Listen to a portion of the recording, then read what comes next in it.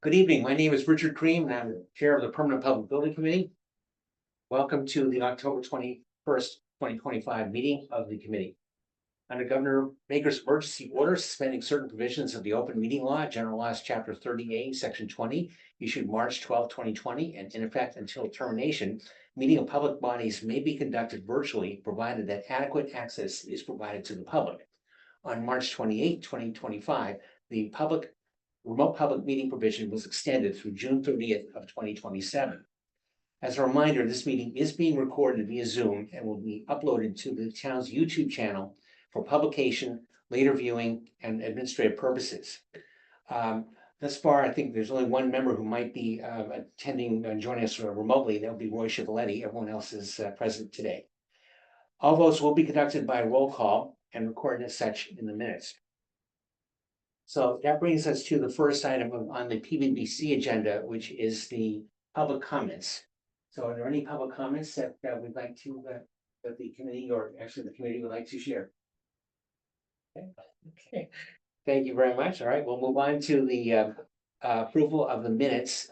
There actually are two sets of minutes. One is for the September 25th All Boards Summit, and the other is for the October 6th, 2025 PBBC and SCB meetings. I know that the minutes of the September 25th summit were actually distributed today. I personally have not had a chance to review them, so I'd like to defer those minutes until our next session, next meeting.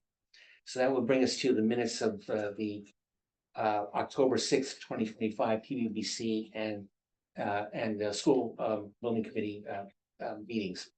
So I'm going to ask if there have been any comments. The chair is not aware that any comments have been made regarding the minutes that have been distributed to the committee. But I'll ask again, does anyone have any comments or questions regarding the minutes of the October 6th, 2025 PBBC and SBC meetings?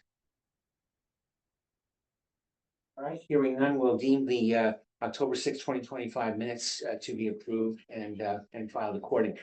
Again, we'll take up the September 25th summit minutes at our next session. That now brings us to, we're a little bit ahead of schedule, but we'll proceed anyway with the next item on the agenda, which is the Emery Grover renovation. And for that, Ken? What you received the other day is the actual change order. We finalized it. It's a little over $88,000, which is down about $50,000 from the original scope of work. We discussed it previously, so everyone knows what it is and where it is. The only thing I'll add is I asked the contractor what the cost would be to do that work if we're included in the original scope of work. And that would have added approximately $35,000 to the original contract amount. So as we move forward and determine the who, what, when, where, and how of the mishap, shall we say, we could be looking at going for errors and omissions of $50,000 to $53,000 of the 88. So that is by way of a quick explanation. Put it to a vote to accept the change order. I mean, work needs to be done because it's still making the noise, so we need to satisfy the neighbors, as we said we would. So okay. The chair will move that the committee approve the change order number 24 from M. O'Connor Contracting. That's in the amount of $89,009.45. Again, that's 88,009.45. 88,009. Yeah, out of the general contractor's budget. Is there a second on that motion? Sure. Thank you, Bob. Discussion on the motion? Yes, question. Oh, actually, Erwin first. George, you want to go first? Go ahead. Approximately when you expect to do the work? Once we've approved it, I'll be contacting the contractor tomorrow and have the mechanical contractor order the pieces. So within a couple of months? Yeah. And that, And the scope includes, they have to remove the existing roofers. And put a crane on site and bring it in, Slide it in. slide it in. Because it weighs 300 pounds each piece. I don't know if you can answer this, but what's the level of confidence that this will resolve the problem? More confident than with the existing. Well, let's hope so. But does it get it to the, the 40 decibels? We won't know until I mean, theoretically it should per the calculations, but then again, theoretically, this one should have worked too, according to the calculations. So suppose it doesn't, what happens? After We that? gotta go back and find a way, find out exactly where it is. There's some discussion over whether 30 is the actual minimum. And you're allowed 10 over that. Some points of the compass say it should be 35, not 30, so let's see what it is when we're done, and then cross that bridge when we come to it. And this change order is just for the sound attenuation issue. Correct. Yeah, thanks. Correct. Yeah. Any other questions or comments from the committee? Just a general. comment. What do you? Learn from this that help us in future projects?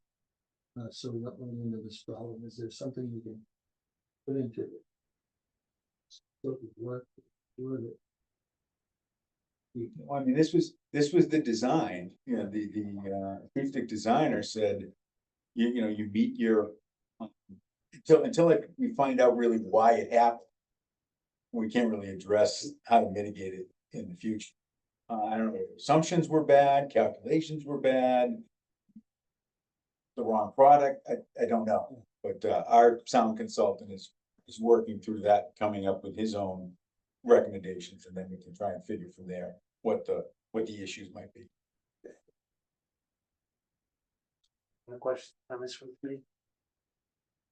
Hearing none, we'll see to the roll call vote. Stuart? Aye. Lynn is not here this evening. Bob? Aye. George? Aye. Roy's not here. Erwin? All right, And Michael? No, Barry's there. school committee meeting. Okay. Barry's not on. No, he's Barry's not. not on it? Yes, I am.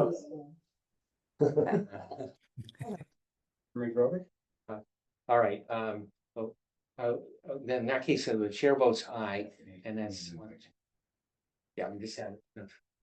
Good. Okay. Any other items for the Emery Grove project? Very good, okay. We'll then move on to the Center at the Heights. And There's just one invoice on that. And it's an invoice actually I missed back in July.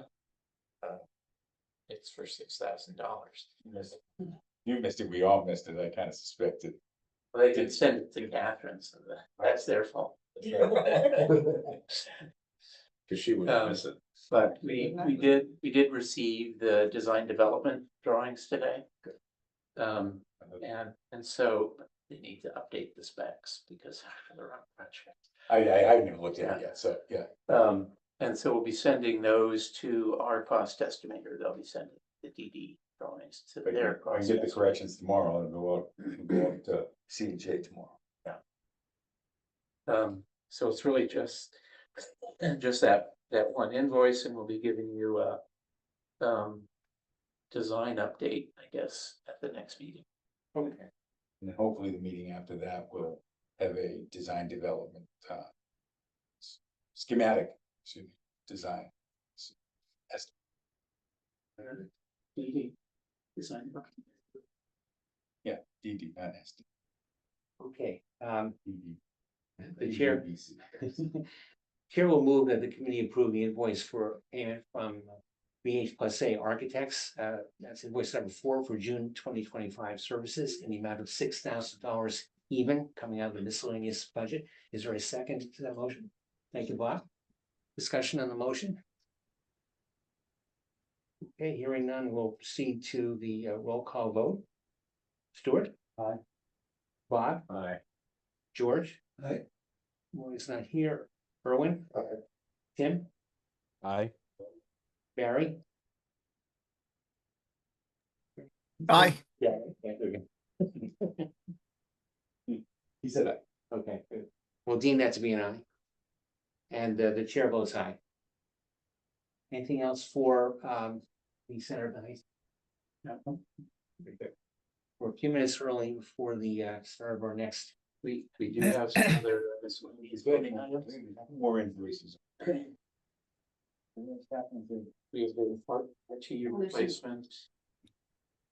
Theater sound and light and DPW complex. One for DPW, well, I was just thinking the projects that I got, we got the DPW one on there, Richard.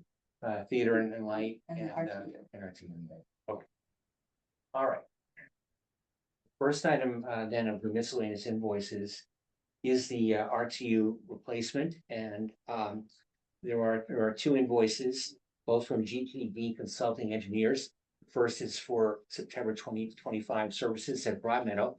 Second is for September 2025 services for the Broad Meadow roof design.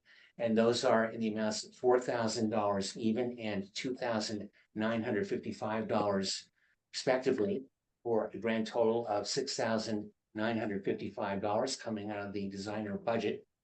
The chair will so move. Is there a second? Thank you, Bob. Discussion on the motion. And we're gonna vote the two invoices together in the total amount, $6,055. All right, no.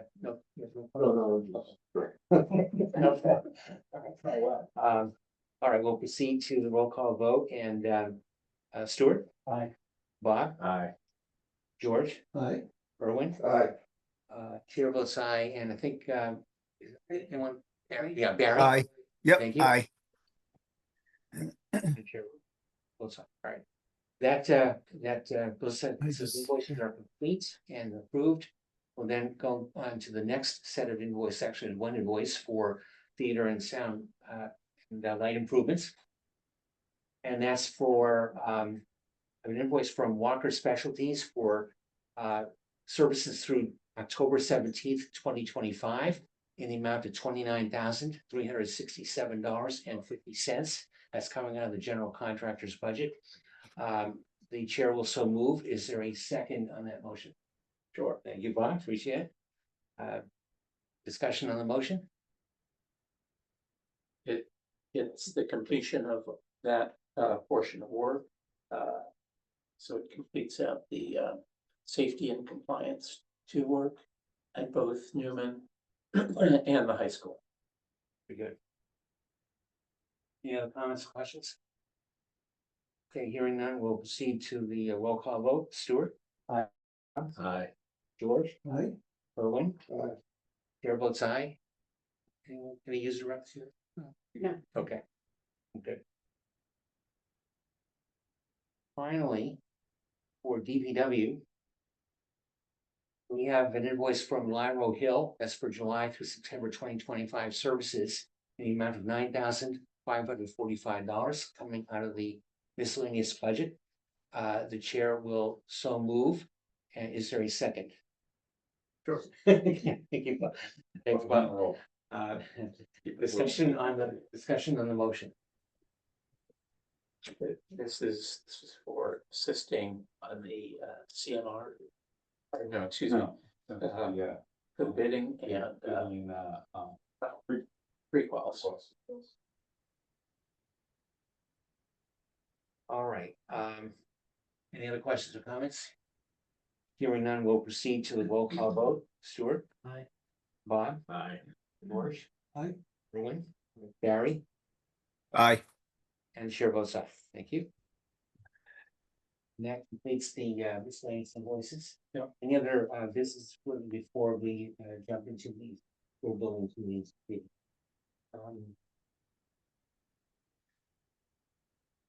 have another, but it's Yeah, we're making progress also on the theater system upgrades for the Newman Elementary School. You may recall Anise Electric won the bid on that. And they've been putting in the submittals will probably have a bit more detail in terms of their schedule. And their schedule of values at our meeting.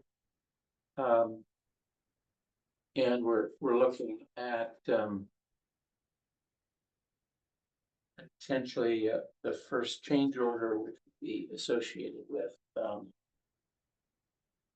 requests from the IT department to have 12-inch screens for controlling lighting and sound remotely compared to the 10-inch. And the numbers came in very high in the and totally across the board during the bidding. And we've asked the contractor to look at that, and probably takes 60 to 70% off the price that was in the original bid. We think that they just didn't understand what was being asked. So a point of discussion like that. There's the work on that won't be done until summer of 2026, but this allows them to pre-order any long lead items and get everything fully staged. So that one is progressing, but it's certainly not on the boiler.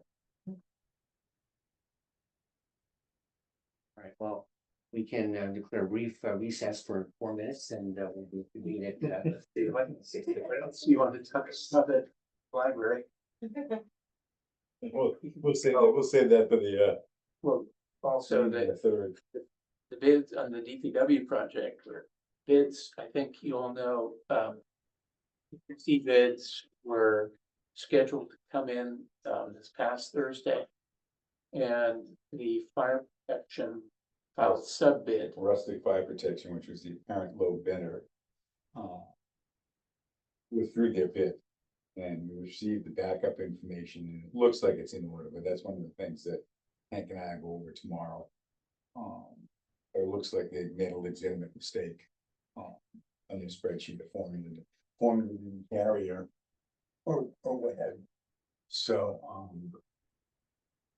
we had to postpone the bid for a week to allow general contractors to adjust theirs, because most likely use Rustic. So we'll see, but Thursday, 2:30. And we'll know how well the market's doing.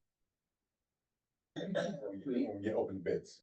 We pre-qualified 10 general contractors and or 9. No, I think it's 13. I think we threw one out, so I think it might have been 12, but we had a good number, And so we're so, hoping to get some good competition.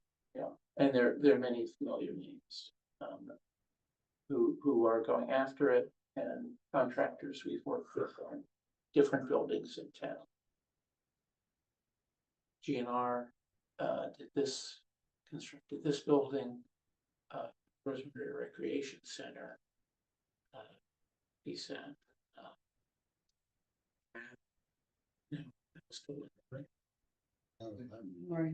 library. We had Vine was one of them, they just finished the Emery Grover. Antonio did the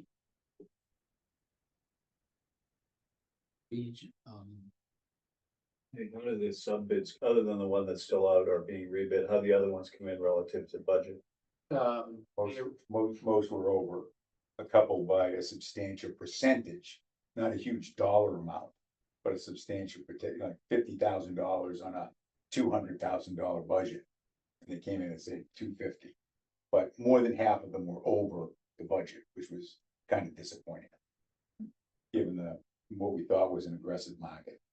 What does that translate into dollar terms? about 300,000. And I think three and a quarter, something like that on the 8 filed sub bids. Thank you. I'm gonna call the FBC morning meeting to order momentarily. If anyone who is a voting member or non-voting member would like to join us at the table, please do so. My seat's now open. And that is our word, that is. Good one. Word for the meeting. I'm gonna call What is it? it order. Happy birthday. Thank you. Birthdays, right. Don't stay. Going home for cake. Thank you very much. Happy All birthday.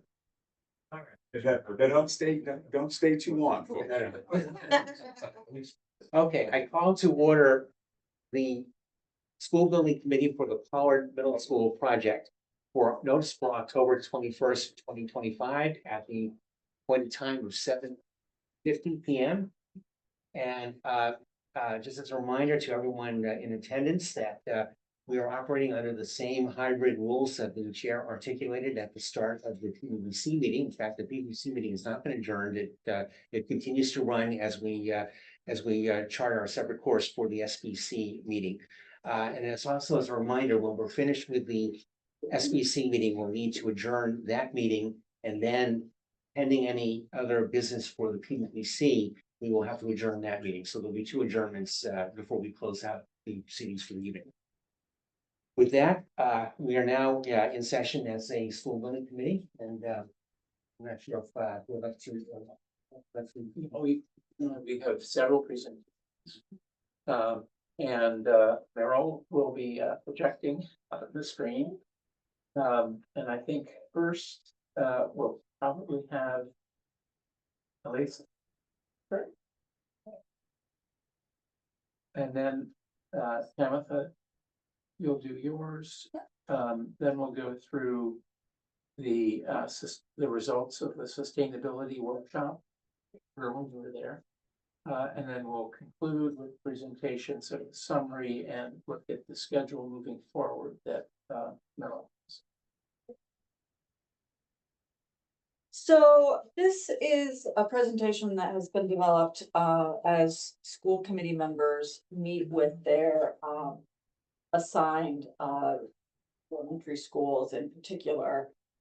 We've asked each school PTC if they can find room for us on an agenda. And just to bring people up to speed as much as possible, our continued efforts to get the word out. But particularly geared toward the elementary school students and families who will most likely be impacted by getting to attend a new Pollard. So just if you want to go to the next slide. So just in background, master plan, the educational program, some of the options, timelines, a little chart of who will attend. But we need to change this to, it's our proposed or our planned middle school model. And the grade 6 to 8 preferred middle school campus. And then some information on resources and meetings. So there's very little new information, I think, for the school building committee, but just wanted to show you how we are putting things together. So for many of the families that we're talking to, they have no awareness of the facility master plan and what this is all about.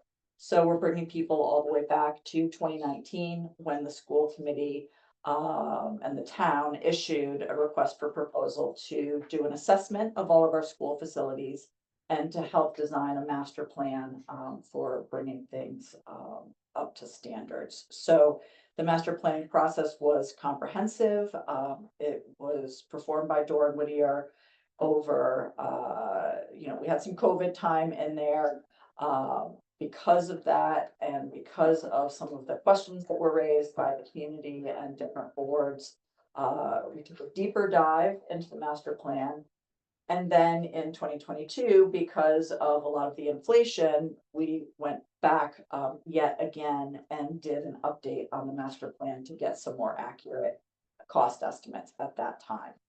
The master plan really showed 3 needs, facilities needs and space needs at Pollard and at Mitchell, and space needs at High Rock. So if you really look at the master plan outcome, there were 3 schools that were impacted. People tend to forget that High Rock was on that list, but it was identified as having significant programming space deficiencies. The other two buildings, I think we're all aware of some of the building deficiencies and space deficiencies there as well. At the time, there were also additional elementary classrooms needed to meet enrollment forecasts. Some of that is in flux, and I think we are still trying to understand the impact of COVID on our enrollment forecasts. But I think as the school committee was doing their planning, one of the many reasons to do Pollard first was that it gives us a chance to understand enrollment projections on the elementary schools and to make a decision on the elementary schools later on. So project number one was Pollard, to renovate and expand Pollard for grades 6 to 8 in a combined building. As the school committee considered the master plan, that was both from feedback from our educators, the preferred educational model, and also the option that came in at the lowest cost. We are, as you all know, participating with the MSBA for the potential of reimbursement of some of those project costs. Project number two will be Mitchell Elementary School. The preferred school master plan allows High Rock students, allows Mitchell students to move to High Rock during that construction phase, and then allows us to, as we design Mitchell, decide if we need 2 elementary schools and exactly how big Mitchell needs to be. And of course, because middle school students are no longer going to High Rock, it just automatically takes care of the High Rock space issues. All right, next slide. The whole building project with the MSBA started with a visioning process to imagine the educational program. And it was important to the school committee and important to our educators that that learning journey really aligned with the portrait of an Eton graduate that the community and schools have had in place now for about 5 years. So I'm not going to go into all of the details here, but the idea is that students will experience a progressive learning journey, that they will enter as 6th graders to the school and focus on exploration, move into a 7th grade where they are building foundational knowledge and skills, and then in 8th grade, really put those things into action. The school will continue to utilize the cluster model that's been very successful. So the cluster model is where a grouping of students share the same 4 academic teachers. So say 80-ish students share math, social studies, English learning, English language arts, and science teachers. And those teachers can, meet together and really understand the needs of the students because they're sharing the same group of students within a broader school environment. And then part of the opportunity of a new Pollard is to really more fully meet the support needs and also the enrichment needs of all of our students. So we'll talk more about that in a few minutes. What's that? I'm just, Yes. moved along. Sorry. You were I know I have it myself too, Yeah, so. I'll do it this. Okay. I mentioned that when the school committee chose a preferred master plan option, we were thinking about the educational program, but also thinking about the cost impact. And so we just wanted to share some of the cost impacts of some of the different options. These 7 options are being put forth, as you all know, and being studied with MSBA. And I feel like we've time traveled, like. Sorry, Jessica and I can't. Ran down the hallway and he's. So the 7 options are here and they revolve around, really the required MSBA look at repair. That is not an option that is preferred by the school committee at all. That is everyone's last choice for a couple of reasons. One, it doesn't meet any of the educational needs, that we've articulated. Two, it requires 10 years of summer work and is hugely disruptive. It is not eligible for MSBA. It requires then to solve our bigger middle school space issues, requires an addition at High Rock. To solve our Mitchell issues, it requires, building swing space. And then requires a larger, Mitchell project because there's no opportunity to think about splitting, the elementary school population.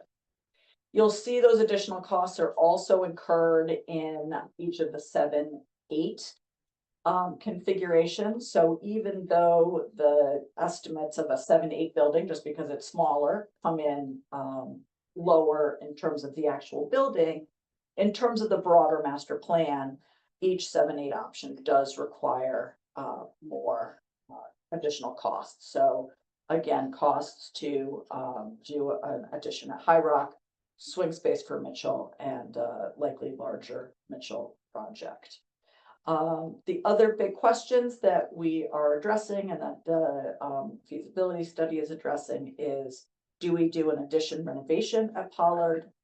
Do we build a new building in the backyard of Pollard on the lower fields there? Or do we build a new building at the Fazio? So those are the options that are being studied right now with some of the initial cost estimates that are really just based on square footage. That's all right. Next page. The 2 option timelines. New construction is a much shorter timeline because we do not need to deal with moving students around the building. The addition renovation is extended because it involves building a wing, moving students into it, taking a wing down, building a wing in its place, moving students into it, and just kind of doing this like ring around the rosy to get everybody where they need to be. The timelines here are at the beginning, very consistent. We are in the feasibility study. We are slated to have one choice to go into schematic design in mid-December. That will trigger some town meeting votes and then a community-wide vote on the override in November of 2026. And then, of course, as you can see, as I mentioned, new construction will be completed in August of 2030. An addition renovation of the current building would take a couple of years long. Here's the chart that the younger parents are very interested in. Like, does this matter to me? Is my child going to get to go to this school? So new construction is on the top and addition renovation is at the bottom. So you can see that the first class of 6th, 7th, and 8th graders are today's 1st, 2nd, and 3rd graders, assuming that our timelines hold. If it's addition renovation, it's really today's preschool, kindergarten, and 1st graders that will first take advantage of that building. You also see that in addition renovation, there are many more students that are impacted by living in a construction zone because of that extended. All right. So this is the planned middle school model, part of what came out of the visioning process and part of what Tamitha and Jessica have talked about. We have it in our so slide much. deck too. Yeah, so I'm not going to spend any more time here. I'm gonna let you talk about it. How's that? Just to circle back to current High Rock condition. High Rock is an amazing school with an amazing leader and amazing educators. One of the things that they do really, really well is to have a very strong sense of community and belonging in a single grade building. And the core academic opportunities are excellent. If you lift the cover, you will find some deficiencies in a 6th grade program and does not really meet the standards of a middle school program. Some of the things lacking include on the science side, no lab space, collaboration or exploration space, undersized classrooms because the building was designed for elementary school students. There's no auditorium or performance space. The core spaces, including the gym, cafeteria, and library, are undersized for the population. That has some benefit, some impact on what we see in terms of offerings. So there are limited electives and limited exploration due to building constraints. You know, in essence, what you have is the sixth grade almost configured the way that the elementary schools are configured, where kids don't have a lot of choice. They, you know, they go to art, they go to music, they do what they're told. The special education program spaces are undersized or non-existent. There's a cohort of special education students that never go to Pollard. They go or never go to High Rock. They go straight to Pollard because the program's space is only available at Pollard. There are transportation obstacles. So students that want to stay after school for extra help during that time on Tuesdays, Wednesdays, and Thursdays, and also want to participate in extracurriculars, need to have a parent or a guardian drive them from point A to point B. And that does mean that some students just don't participate in those extracurricular opportunities. We have some duplicate staff and an inefficient staffing model because there's staff that spends time in their cars and spends time looking for parking in our ample parking lots. That's a joke. Then of course there's additional traffic and buses because students are being dropped off at an additional school. The preferred 6 to 8 on the next page, middle school campus, solves all of these problems. And I think also allows an opportunity for the older students to serve as role models to the 6th grade students. It allows for more appropriate, middle school appropriate electives and exploration. It meets the education, the program space for special education, takes care of our transportation and eliminate some of the inefficiencies in staffing. And it also is one less transition for students and for their families. And for our educators as well. You know, in a 3-grade building, you have students that move amongst a shared broader team. And so a 7th grade teacher can go to a 6th grade teacher and say, you know, what really made this kid tick? Like, help me understand. The student is entering the same building for 3 years in a row instead of trying to get used to one place and its culture and then moving and trying to get used to another. The project information, obviously the website is chock full. There's a weekly newsletter, some videos. We're continuing to have community meetings, and there's ample and a great desire to hear people's feedback. And then some of the structured ways to do that are upcoming meetings on, we had the sustainability workshop. There will be a community meeting on Zoom on November 6th, an open house at Pollard, including tours and question and answers on Saturday, November 15th in the morning, and then a public hearing on the project in person at Pollard and on Zoom. So that is what we are sharing. Again, I don't think a lot of new groundbreaking information for most of the people in this room, but this is how we are talking about it and presenting it and I'll get the answer. Question. Thank you, Lisa. Questions, please? So are you taking it for school committee members, taking it around to the different PTCs? Yes, a few of those meetings have happened already. I think Liz met at Newman last week, and had a lot of good questions, and the consensus was, let's do this again in a couple of weeks. I expect that will be, you know, this is a continuous tuning in to the process as a community, right? Like, there's a certain number of diehard people who've been following this since 2019. And then there's everybody else who is starting to pay attention. So you know, anytime you can get in front of 20 people and then they start to tell their friends and neighbors, and then get more attention for the.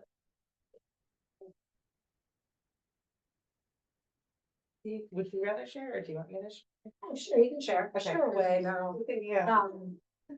So, hi, everyone, Canada, and Jessica, I everybody. dragged Jessica here, thank you for the school committee.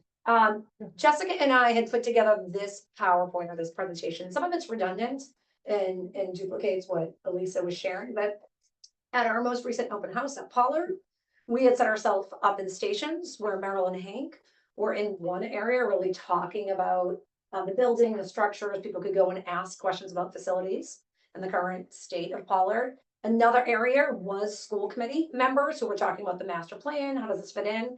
And the last section that we had was if you want to understand why we are proposing 6 to 8 as the middle school model. And some of this is redundant. So the first slide Meryl will show you is one that Elisa just showed. Again, in our rationale around connection, continuity, and community. Really, this is around the concept that grade 6 is that year of exploration. Grade 7 is really a foundational year, and grade 8 is the application of those foundational skills. And so, you know, many schools around the Commonwealth, but I would say around the United States, are still group 6, 7, and 8th grade. There are many reasons for that. They've looked at K-8, they've looked at 7, 12. You know, what we do know is the longer a child is in a setting, the fewer transitions and the more likely they are to make real gains and progress. So you try to think about it that way. And middle school is a place where we feel like students should be able to explore, connect, grow their intellect and their character at the same time. So we just listed a few things of what that would look like. So what is the continuity of care? You know, how do you make those longer term relationships? As many of you have had maybe children in high school, 4 years in a high school really can show growth over time, relationships, connections, a feeling of spirit, pride in a school. The longer you're there, you can build those. So we're thinking about that with families, with staff, with the service delivery. We have a lot of feedback from families and children that say, I'm just starting High Rocking, getting the swing of it, and I'm going to Pollard. You know, it comes in, it goes out very quickly. And for some of our students where transitions are hard, that can be really difficult. And we don't always hear those stories. We hear the success, you know, and that's wonderful. And Jess and her team do an incredible job. And there is some disruption socially and perhaps with relationships that we're hopeful that this would actually mitigate. Staffing and resources. And at some point we'll come and present, I know she's at school committee, around efficiencies. One clear one, other than an efficient building that has some sustainability factors environmentally, is the staffing. And not just traveling staff, we share a number of staff, which could lock our schedule. Sometimes we have issues where, you know, we're trying to share staff and figure out how to do that, and travel time. But I'll name a really obvious one. There will be one principal, not two. You're not paying another full salary with a whole set of benefits. Same thing with the number of staff across the building. I imagine there will be fewer, you know, librarians, lead secretaries, transportation costs, nurses. You know, you're under one roof. You have one set of needs there, and the ability, I know for my staff, they talk a lot about when they get together with their peers in grade 6, just the professional collaboration, the ability for teachers to even perhaps in the future teach different grade levels. Right now, they're in 6th grade. That, you know, we've had teachers request to go to 6th grade for a year, come back. High school, as a high school teacher, I taught 9th grade and 10th grade and 12th and back to 10th. And there is some professional, intellectual, I think, stimulation in that for adults. And you can just think of efficiencies in that way. Additionally, our special education program that Elisa had already mentioned. You know, we have an ILC program and we have a group of 6th graders who go to Pollard. They are pulled from their cohort of peers. Their neighbors who are in sixth grade that they've gone to elementary school, they can no longer be in school with. You know, we don't think about that. We don't talk about that enough, I think. And also, we bring all of the sixth graders to Pollard at 2:25. They come flooding in the doors for all after-school activities. They're there for sports, play, musical, games clubs, NCE clubs, ski club, whatever it might be. And so it is not as though sixth graders aren't on campus quite often and quite frequently with their other peers already. So that's a nice thing to keep that under maybe one roof, not only transportation, but just to have that accessibility. Grade level peers, we talked about that already. I just went into that a little bit, and the pre-K to 12 pathway stability and being more inclusive. And then programmatic consistency and alignment. Just thinking about where students are. Right now, there will never be an opportunity for sixth graders who might need more challenge to ever take a course that perhaps could be at the 7th and 8th grade level. We don't even talk about it because it can't exist.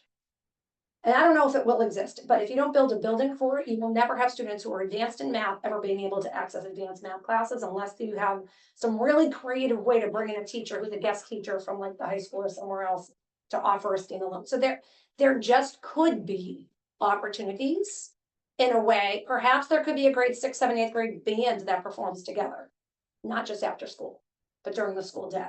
But those things don't exist without the children being under one roof. So that's that's the piece of rationale that we've been talking about the opportunities that don't yet exist that could, in addition to some choices. And Jessica is building right now, and she'll go into it a little bit more around space. Students are at the 6th grade, they are provided electives that are able and capable to have and could perhaps be more.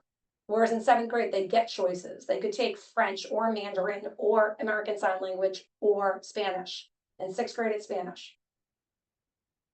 They can take some other electives and things of that nature because the building permits and has the space for it.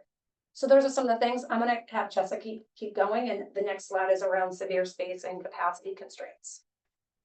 So, first of all, I appreciate being able to come here tonight and speak to this particular group. I was hired in 2009, and I was fortunate to be the principal, the only principal right now of High Rock Mills. So it's been 17 years. When I was hired, I remember Tom Campbell, who was the director of HR, calling me on the phone. And he's like, yeah, so this was plan B. Plan A was to have 2 middle schools, but we didn't have space or money for that. So this is plan B. And the 6th graders are smaller, so they can fit into a renovated elementary school. And we just need to get to that 500 bubble. They'll be out, and then we're just going to reabsorb into Pollard. And so your job will only be about 4 years. So as a brand new principal, I was like, okay, I get experience, and then I can go somewhere else. And I also joined a staff who, no matter what middle school I've worked in, and I've worked in a number in the Commonwealth, each grade has a different feel. And the 6th grade teachers really have this feel of, we recognize we're taking you from elementary school and we're helping you become this middle school student. And as you're going through 7th grade, if you have a 7th grader, it's an interesting time. And 7th grade teachers are very much like 7th graders. So they kind of blend nicely together. And 8th grade teachers are recognizing they're beginning to launch their kids to high school. Each stage has a direct purpose. So when I came, I also was recognizing we were pulling a cohort of teachers, a cohort of culture, a cohort of students out of a school community. And while I was able to focus on what will we be, I also know that Pollard struggled for a number of years because they were like very excited they had all this extra space, but their left arm was cut off. And they're like, wait a second, what are we now? And under the leadership of Timothy, they've really grown into a robust community feel who they focus on the kids that are there, which is exactly what we do at High Rock.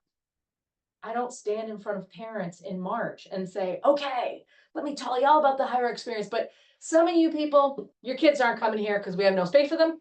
And I don't say to them, and those of you who've taken Russian math school and are advanced, too bad, they all have to stay in the same math level because I don't actually have an extra room to put them in. I don't tell them those things. Children get one shot at 6th grade. So the face that you see me in front of in front of the parents is really that of, I want you to feel safe when you come in here. I want you to know that we understand sixth grade deeply and we care about the kids and we're here to partner. This is my time to shift off of that and advocate for what I think students in this town really need. And yes, there was supposed to be a bubble year and then we reabsorbed. The reality is we never went down to what we originally were at Pollard, which was like 379. We were starting at 427, bumped up to 450, went to 500, and then we've never really gotten any lower than 430, 450. We've never gone back into the 300s. So it was never a possibility. But when we moved in, again, a couple teachers are like, they told us 5 years. I'm like, okay. But we knew we were moving into an elementary space. Our cafeteria is an elementary space cafeteria. We started with 3 lunches. I had 180 kids, middle school kids in a cafeteria. And they just grew as the year grew on. And they couldn't fit in the cafeteria anymore. And it started to get like problematic. So now I have 5 lunches. I start lunch at 10:30 in the morning and I end at 1 o'clock in the afternoon because the space doesn't allow me to do something else, right? I don't complain about it. I get lots of parents who complain like, why does my kid eat at 10:30? I'm like, well, it's just the way it is. But I'm saying that if we were in a different construct, we could do better than that for our kids. When I look at this particular slide, we knew when we moved in that there were spaces, we knew about the bubble, we knew we had spaces that we had to worry about. We didn't have any space for our physical education equipment. Our locker rooms were just something that's the size of this strip that a class of 30 girls and 30 boys would have to go in there. And so as a result, we stopped changing. We stopped using them. We're like, that space is prohibiting us for students to feel safe, to do something that we really think would be healthy for them, but we can't do this because of the space. So we curbed our curriculum. What's happened is when we opened in 2007, a lot has happened since 2009. A lot has happened through 2009. We adopted one-to-one iPads in 2015. Nobody saw that coming when we revamped the High Rock School to be a 6th grade center, but we adopted that. But the problem is that meant our technology program and our need to deliver services for students to support them with this technology that we had never seen came into play. We didn't see a pandemic coming, but now the pandemic has come and we have an increased number of students who require intervention support so we can build them up. Now, yes, I just came from a meeting that showed that we were able to close growth and show growth over time, but that came because we put people in place to support that. Great idea. I need a room to put them in. And that's where I'm struggling with. As needs are shifting or changing, what we were envisioning as needs in 2005, 6, and 7 to the opening of 2009 are not the same needs we're seeing today, yet the space is the same.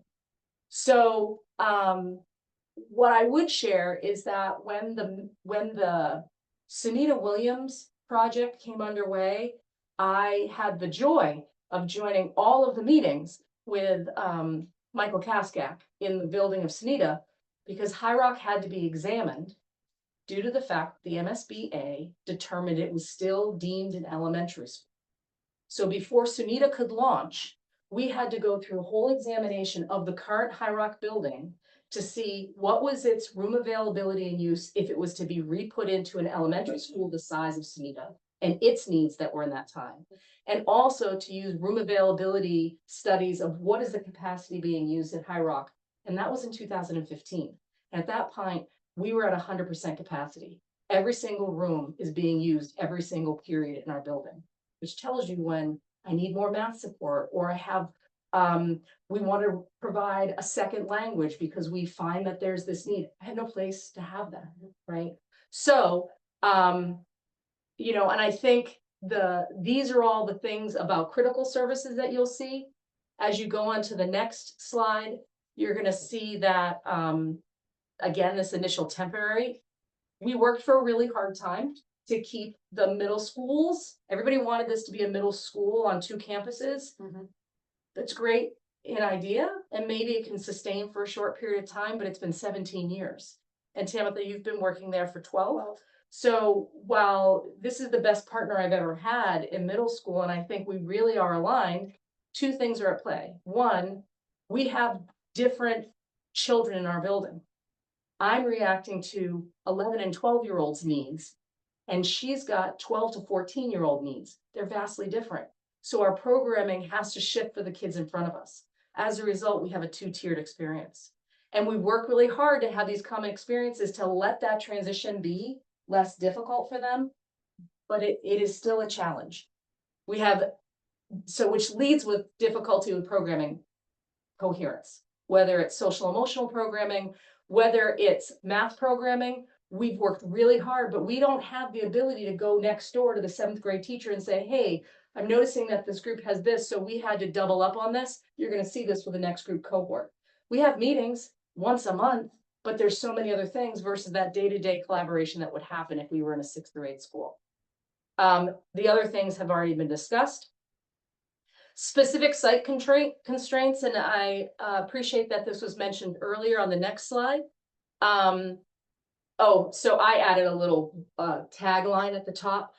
So underneath that, it says, beyond the issues of undersized square footage in all classrooms, due to it being an elementary school, the following areas are also impacted. So we were okay with smaller classrooms and smaller space when we moved in 2009, because we're like, it's temporary.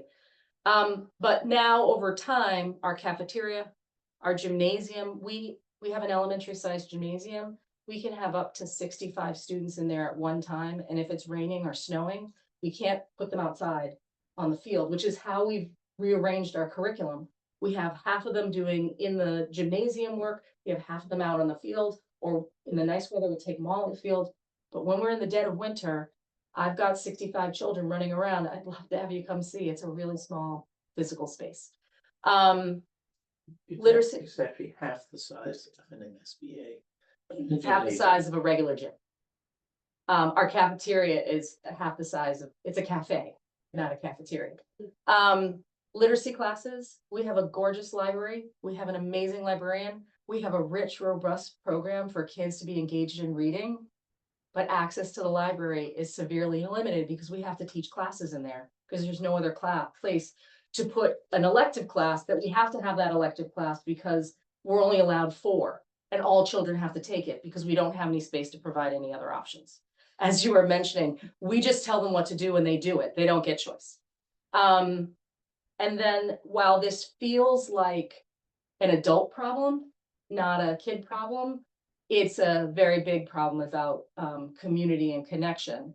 There is absolutely no space for me to, for a group of people to meet with parents in a private space where they could meet and have a discussion without being interrupted because a class is coming in 47 minutes, or because that space is already occupied with students and an interventionist or a specialist. So the only place is my office, and I have a table that seats 4, and oftentimes I'm packing in chairs and exiting my office so other people can have meetings. And it's not really that sense of like, we've got you, we're supporting your kids, come on in and have a meeting, and you're sitting on top of each other. And you only have 47 minutes because we have another class coming. So while it seems like, well, that's an adult thing, you can figure that out, it really does impact the work that we're doing in supporting all kids. And then finally, we did make adjustments to our science curriculum due to the change to the national science standards, which was wonderful. And we are meeting our standards, but there is so much more we can do to explore. And as you look at our science scores, if you looked at tonight in our school committee meeting, we were able to show growth and achievement across the board in ELA and math, but we were not able to show that in science. And it has a lot to do with this investigatory, exploratory science oftentimes is limited because of the space and the resources that we have, both at High Rock and at Pollard. And then the last one, which is not necessary, you're welcome to watch it if you like, but it's a nice little video about how middle school programming impacts more than just grades with our students. And as we're looking at developing the next citizens of Needham, who are going to be sitting around this table, I think it's really important. What we're looking at now is not a building for the next 5 years. It's a building for the next 50+ years. So I appreciate your time today. Thank you. Thank you. Great job. Any questions for our guests?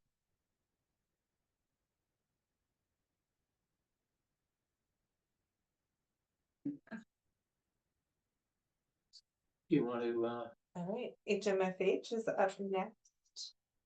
So we had our sustainability workshop on Thursday. 16, yeah. The 16th, it's all black. So led by Gary there, who I can see on my screen, but Catherine, I'm not sure if there's a way want to see the HMFH folks. We can work on that, but I'll hand it over. Tina's also online. She's principal of HMFH, spearheading this project, and our very own Gabby at Queen Anne, direct sustainability. There we go. Now we can see you guys. Good, although now we can't see the presentation. We can see the presentation, those of us who are online. There we go. Okay. Thanks, Catherine. So Gary, I'm trying if you want to take it away and just give me a cue to proceed. Okay, great. Thanks. Appreciate getting to speak about this. The as you heard, the workshop was on Thursday last week, and it's the first of several. So this is meant to be a high level goal setting workshop, another layer of goal setting. You guys have already done some visioning and talking about educational goals and facility goals. So these are some sustainability goals, and they're all meant to be working together. But this is a way to kind of pull the sustainability aspect out and focus on that, and really talk about goals that aren't necessarily strategy specific, but just like higher level goals. So we can go to the next slide.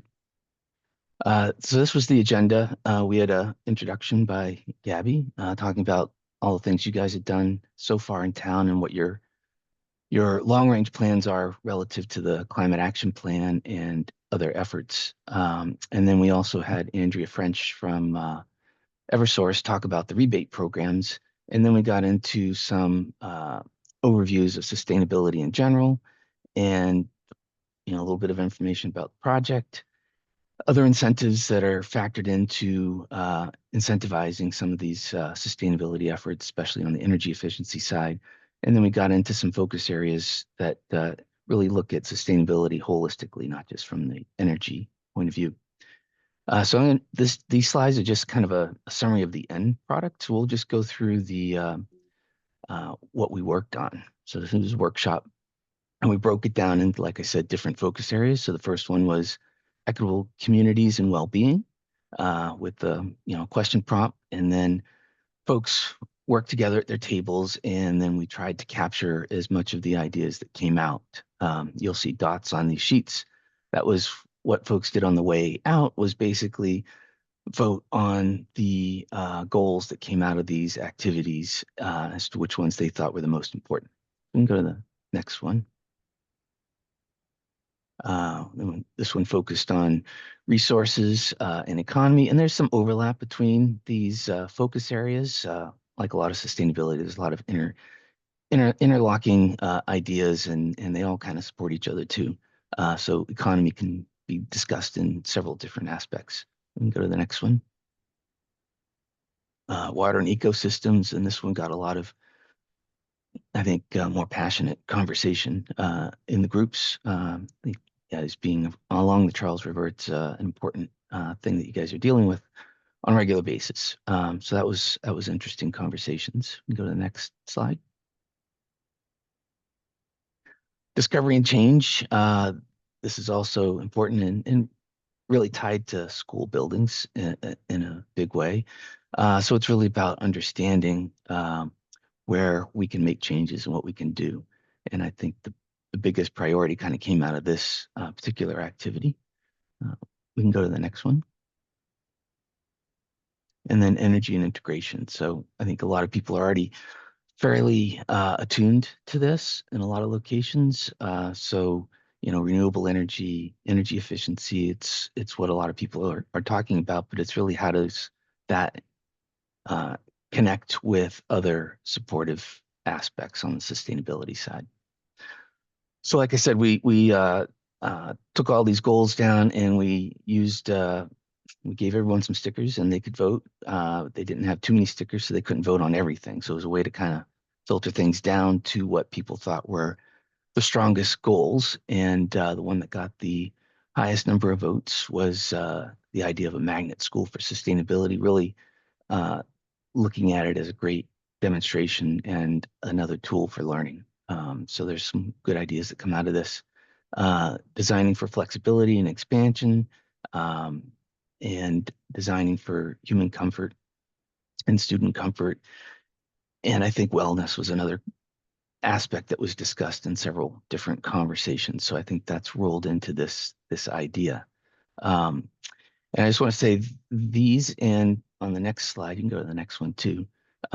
These are other ones that came out that didn't get quite as many votes, but are also high priority. So they essentially got a vote out of all the ones that were on the sheet. So some, they didn't have enough stickers to vote on everything, like I said. So these were all the ones that still kind of rose to the surface out of all these. And these aren't really meant to be written in stone right now. This is the first workshop, and we'll have another one in schematic design. But it's a way to get a direction and really establish what's important, because the goals are what you want to keep throughout the design process, and the strategies to support and achieve those goals may come and go and may support a variety of goals at the same time, but the strategies are really what supports it, and it's the goals that stay throughout the project. That's essentially it. So I don't know if anyone else that was there wants to add anything that I may have overlooked.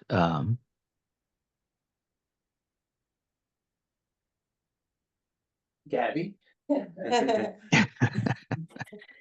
No, I think this summary was great. I think the conversation that evening reinforced a lot of priorities that I know have come up in conversations previously when thinking about how to make this a sustainable structure, thinking not only about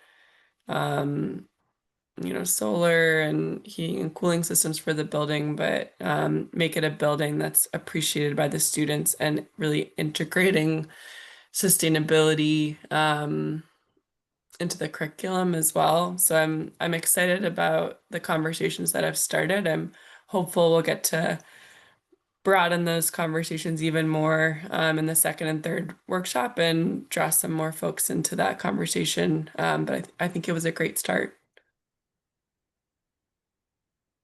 I did send around the full presentation to the committee. There's 64 pages. We didn't think we had time for that tonight, but there's a lot of good imagery in that. Erwin.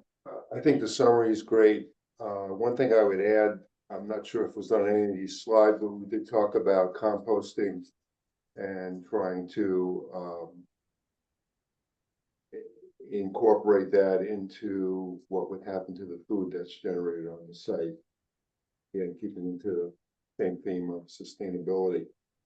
I think we were asked what our main takeaway was, and I'll just be honest, I went into the workshop not expecting anything on the level and detail that actually resulted. So I was very pleasantly surprised. There were a lot of good conversations at my table, I'm sure at other tables. So I think it was a great experience and a very valuable slew of information that came out from the workshop. Gary or Gabby, what is the Richard Scarry building? I'm kind of thinking about, I might want to adopt that as my moniker. Richard Scarry?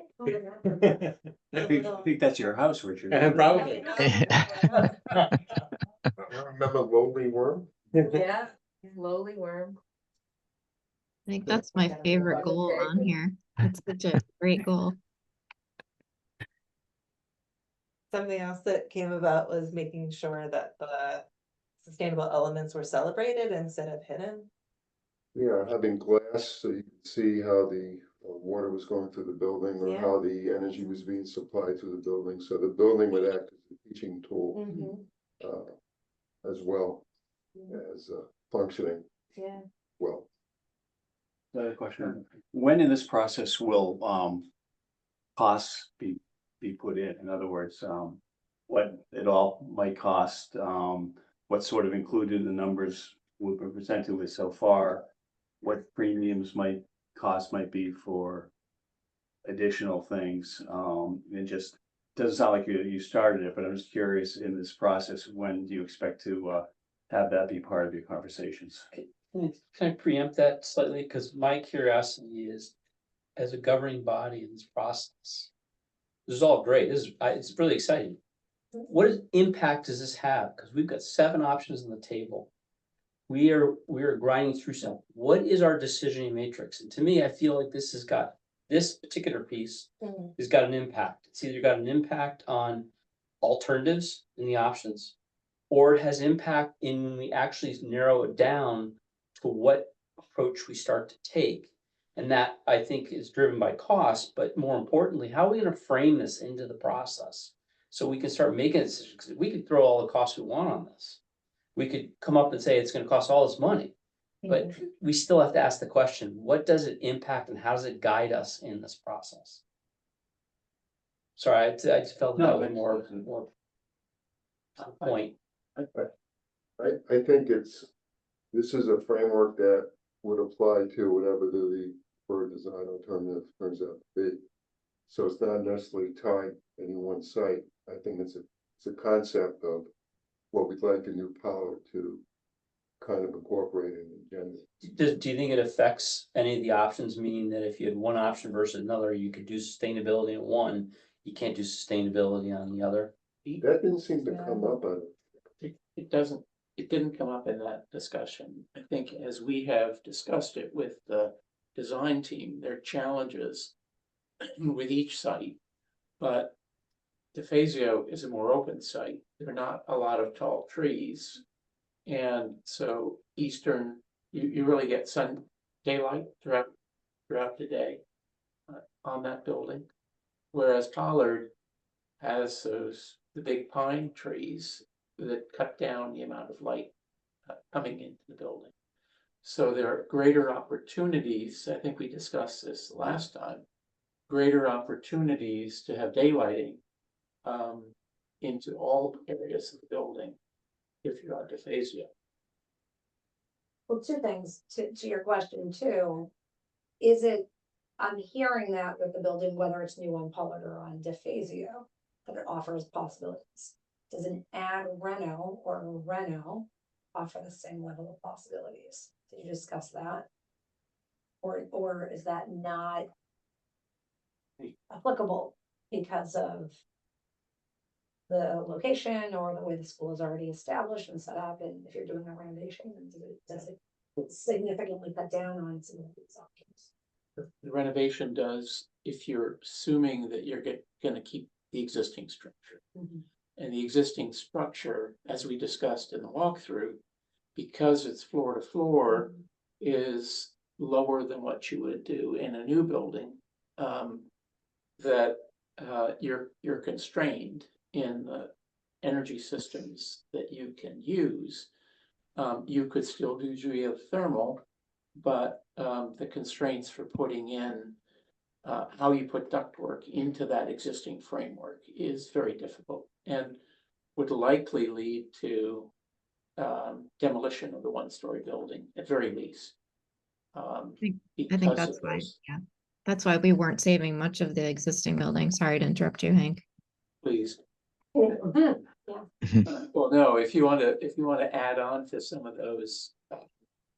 I echo what you all said. I don't think that there's too much difference between the sites necessarily. I mean, new on Pollard is a little bit more challenging for space in terms of the geothermal versus what we need to do for stormwater. So there may be a little bit of creativity that would have to happen with that.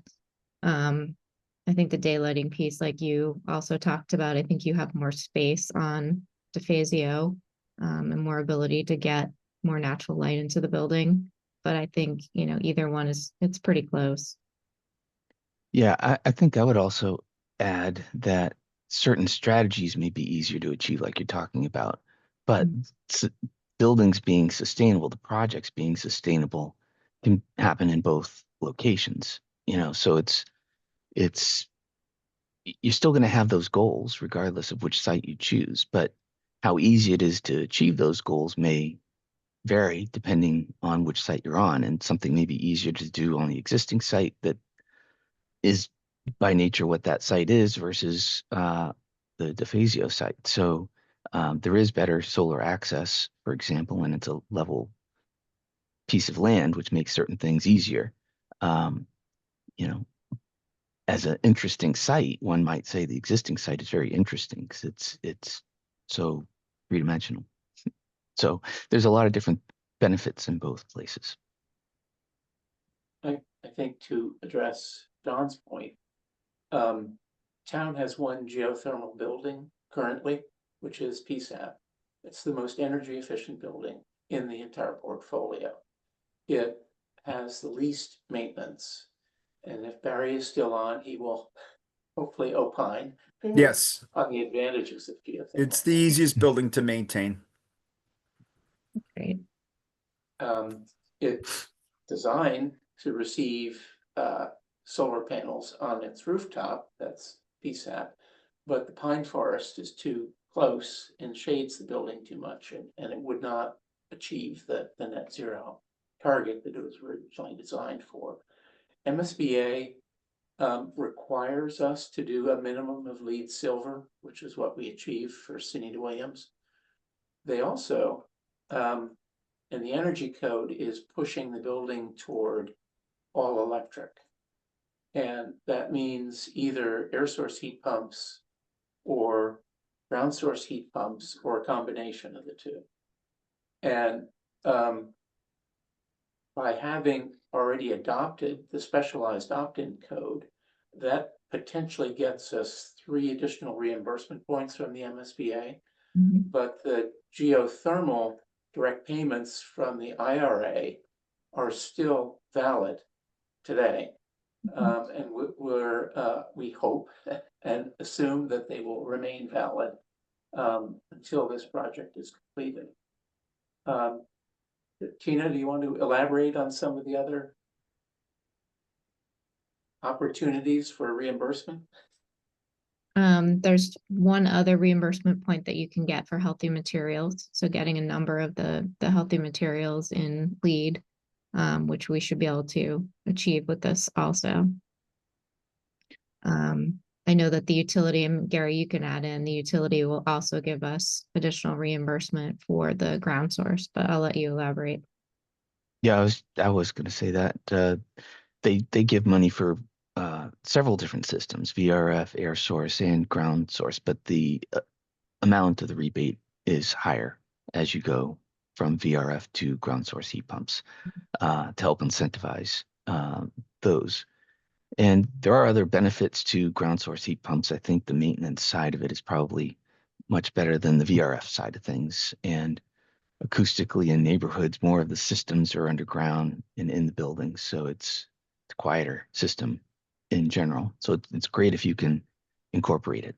Not every project can do that. So like Hank said, sometimes they could be a blend of systems. Yes, question sort of involved in cost is that, so knowing your statement of that we can do anything on any of these sites relative to a lot of sustainability, back to the matrix and decisioning and the costs. I know we have to go through several machinations to get to some realistic costs, but at this point, is there an order of magnitude thought that the cost of doing geothermal on Pollard versus DeFazio versus doing a renovation with geothermal versus a brand new build, is there a significant cost factor here, or is it probably within a general range? I know we haven't gone through all the machinations, but again, it gets back to what I'm driving at is how do we get to some of these decisioning matrices? Because there's a lot of information here that needs to be constructed in such a way that we could say, for example, let's say that the reno of Pollard and a geothermal is going to add $200,000 of the project. And a brand new building would only cost $50,000, and everything all said and told, we're only a $25,000 difference. I'm just throwing numbers out there to throw the example. But do you have a sense of a magnitude here, or is it really, you're not gonna go near that? Well, I don't know if we'll give you a number right now, but I think. No, we I'm can- just saying, yeah. what's your sense from your experience and your professional grade here in terms of, are we looking at some big differences between the different options and all these sustainability aspects? Or are they relatively, grouped? From That a, makes sense? yeah, I think that, when you start talking about things that are very site specific, like ground source heat pumps and the wells, the constraints of the site are very, very impactful. So, the existing Pollard site being sloping is challenging for well drillers to do. The fact that there's an existing building there and you're building a new building on the same site is logistically challenging to do. And the fact that you're close to neighbors, we're going to be hearing this more than if you're at the DeFazio site where the sound of drilling is going to impact fewer people just because of the proximity of everybody else. There's other benefits there too.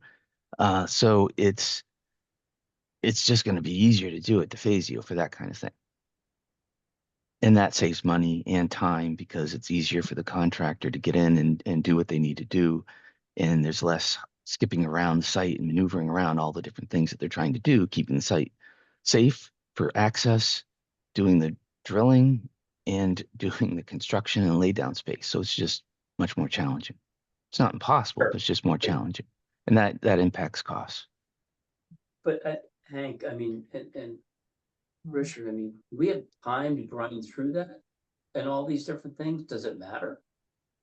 Again, and stop me if I'm going down the wrong trail here, but I just feel that looking at November 24th potentially as a cost perspective, trying to drive to, at some point in the near future, a better option and to present for people to then go and rally behind it. Do we have time to take all this information? Can we structure it in such a way to be informative and make proper decisions? But I think at a high level, kind of thematically, the way, Gary described it, that's probably the approach they would take at this point. Get a sense of how the options would be impacted, or actually how this would be impacted by options. We don't have time to go through a detailed return on investment on every single option, on every single alternative. That is not going to be done. We'll begin to get into that after doing schematic design on one location. In terms of differentials, I think all of the options have assumed geothermal.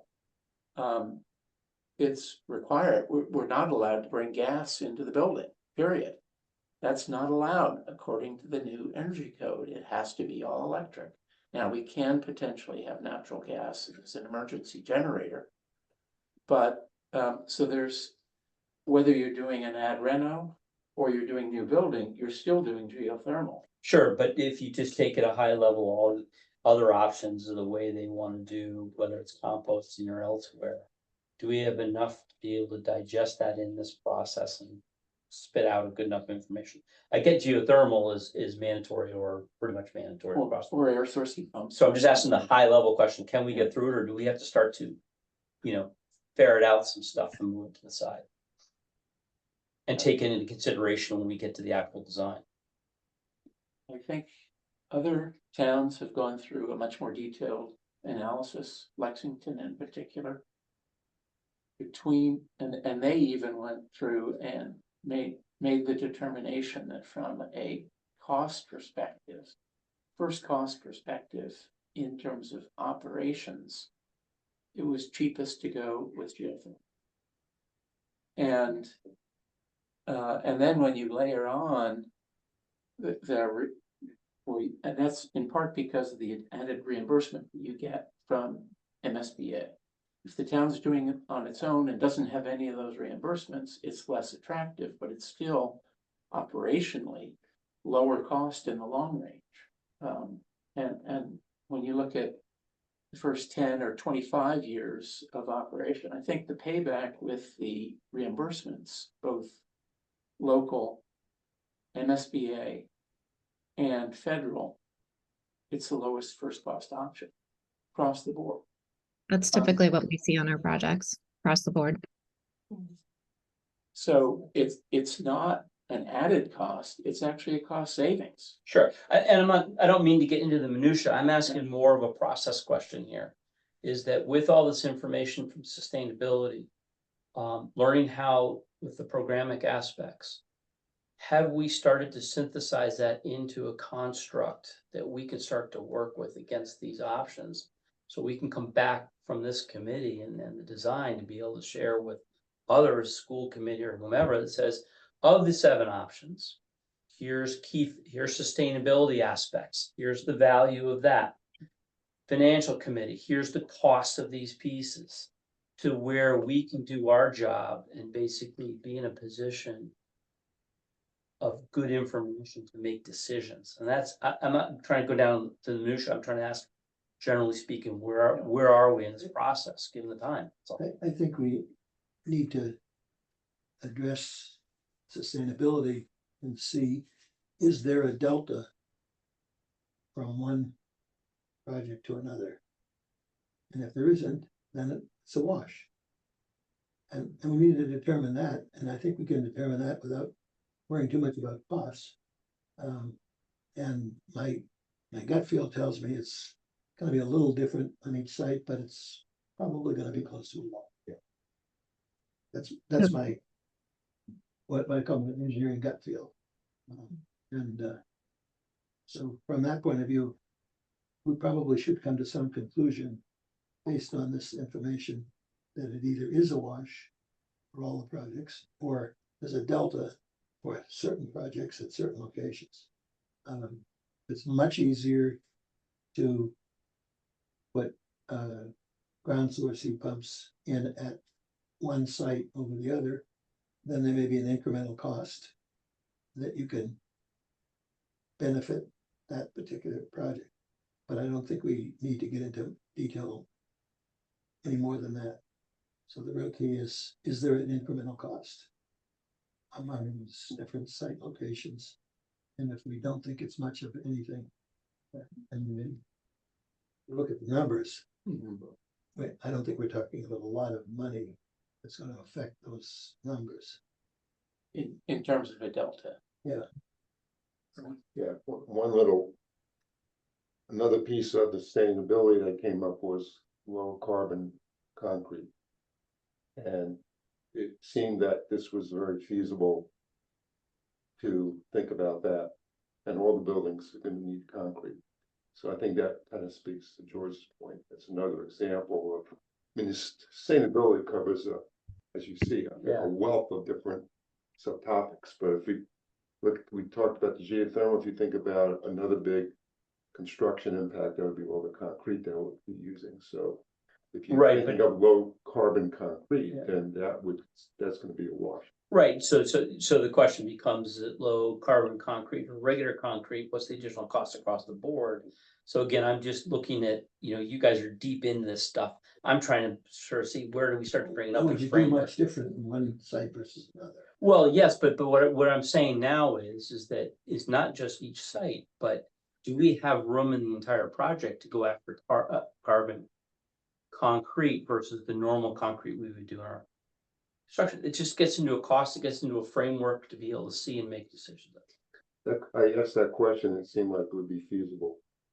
To be the same. To Okay. To go So you got after my low point. Okay. carbon concrete. Thanks. Personally recognize Tina, go ahead. Well, I was just gonna say to Stuart that we are going to elaborate a little bit on the matrix that we presented to you in the beginning and put some more detail into that. As we're like going through these different options and diving deeper into these things, we are adding to that, and we'll bring that to you shortly at one of the meeting. I think geothermal would be one of the things that may push you towards one site versus the other. As Gary was saying, it's going to be easier at DeFazio. It's going to be probably more challenging at Pollard. I'm not saying we can't do it, but it may be more of a mixed system on the Pollard site. You may have air source heat pumps and the geothermal, just because of the constraints of having the existing building on that site while you're building the new building. But we need to look into that further. things like the concrete, we aren't at that point right now, and I don't think that would sway us in a direction that we have to choose at this moment. You know, we're thinking about, is it new or is it renovated? Is it on Pollard? Is it on DeFazio? Is it a 6 through 8 or is it a 7 through 8? Those are kind of our big picture things that we need to figure out. We do have a lot of contingency in the numbers that we used. So I do think that the low carbon concrete can be used in the project. You know, that will get refined as we go. But we have to remember we're doing the kind of big picture, make a decision on those key things right now. Does that answer your question? Getting there. Gabby? Yeah. We Oh, need to great. do a deeper dive into the matrix and add more to it. And so we're happy for your patience and we're getting there. Thank you. I just wanted to mention, just so before we move on from this, is that as part of the net zero pathway with Eversource for incentives, in addition to the heat pump adder that Gary had mentioned, there is also a construction incentive that's contingent on our ability to meet an EUI target. So thinking about what kind of building envelope we need to have in order to achieve that target is central to that conversation. And I imagine with an ad reno, would be a lot of conversations about the ability to achieve that. For this structure, we would need to achieve an EUI of 25. So just something to keep in mind as well. Yeah, that's a great point. I mean, we talked about the ad reno adding costs, right? Just it's going to be a longer project. It takes potentially 2 more years to construct. So, you know, I don't know if that's still on the table or if it's something that we've decided at this point that can come off the table. You know, as we try to whittle away our options here, is that one thing that this committee has, you know, or can make a decision on from what we've given you. I'm not asking you to answer me tonight, but Well, let me respond this way, Tina. There is a political dimension as well that is for which we've been asked to hold off on kind of winnowing down some of these options until we have a complete picture of each option. And I think that's this has been communicated to me from the town manager and various select board members that's their preference, and I'm happy to accede to their request. So we'll be winnowing them down. We're probably not in quite as quick a time frame as perhaps you have envisioned. yeah, understood. So that can be another good point that we add on to the matrix though. Gabby's explanation for the EUI.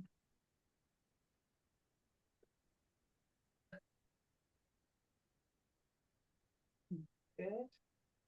Good. So you want to jump on to Sure. the last slide? So Okay. unless there are any other questions about sustainability. I'll be quick, this has all already been said.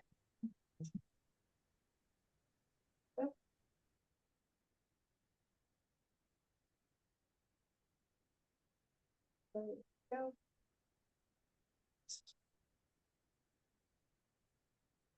Right, so here we are in PSR. Again, as we talked about, there's 4 major decisions that are being decided during this phase, which are the site options, the addition renovation, the new construction. One of those we're going with, the grade configuration and the capacity of the auditorium. So here's our schedule.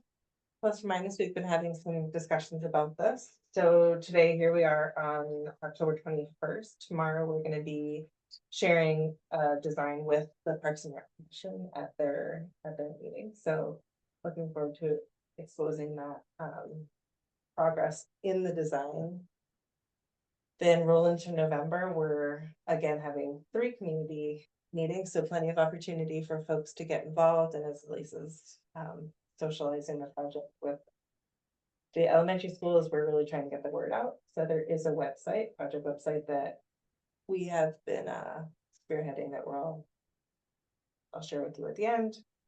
on the 21st of November is when we'll receive the probable cost of the 7 different design options. So that's a moment in time that we can review kind of where we are.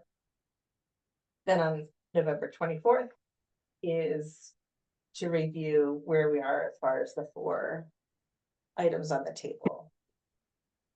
And theoretically, by the end of November, we would have a preferred option to proceed to then submit to the PSR, submit the PSR to the MSBA mid-December.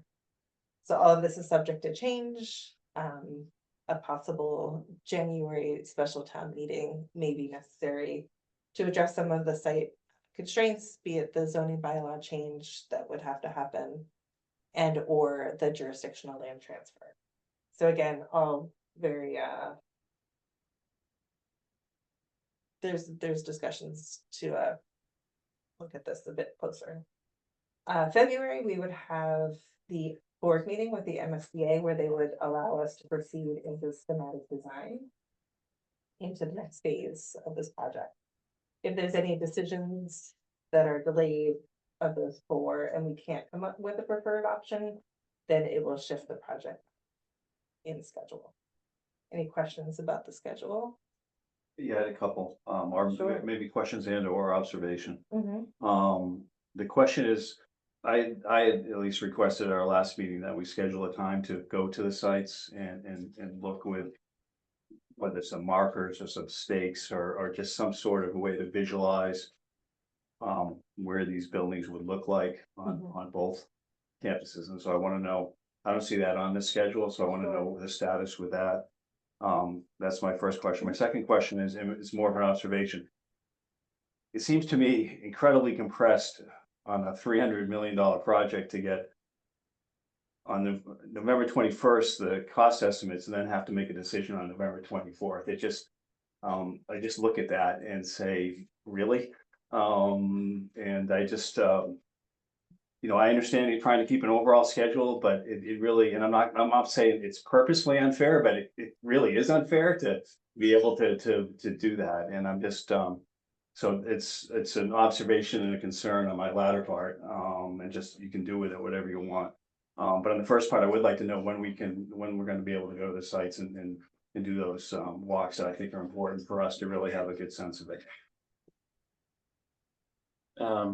Yeah, staking out multiple options. I'm not sure we can do every option at Pollard. I'm not asking, I'm the new building at Pollard and the new building at DeFazio, the 2 that I'm interested in. Others might have other interests, but those are ones, particularly where it's gonna be next to, where the new building is gonna be next to the existing building at Pollard, and really where in DeFazio, you know, the building outlines would be, and it could be, you know, a square, or it could be, I'm not asking for every point, but I just think it need visually. I think it's important for everyone to be able to see that and have a sense of it to guide the decisions that we're gonna be requested to make. Yeah, and what we can do is estimate the height of various trees. There are trees on both sites that we can tie to say this is what a 3-story building height is. I don't think we can do a. No, I'm not looking for it to be elaborate. I'm not trying to make it, but I think.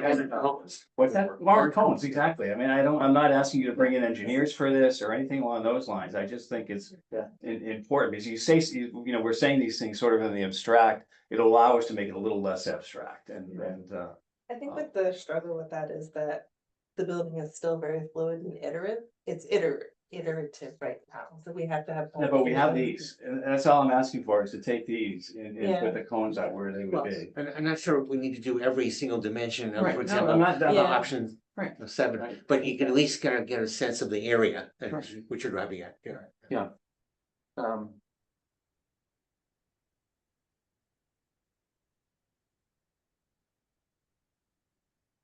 What would you be looking for as far as the height, the size, the scale? Orange cone, so I'd like an orange cone Right. next to where the You new want building, you how want close, 2 dimensions, right? exactly, where it's a Okay. 2-dimensional, where it's gonna be next to the existing building at Pollard, and where it's gonna be with respect to the existing parking lot at DeFazio, and where it's gonna be related to where the A's of Smallfield is right now. Just things like that, that's what I'm looking for. Okay. And it's what I asked a couple weeks ago, so it's not new.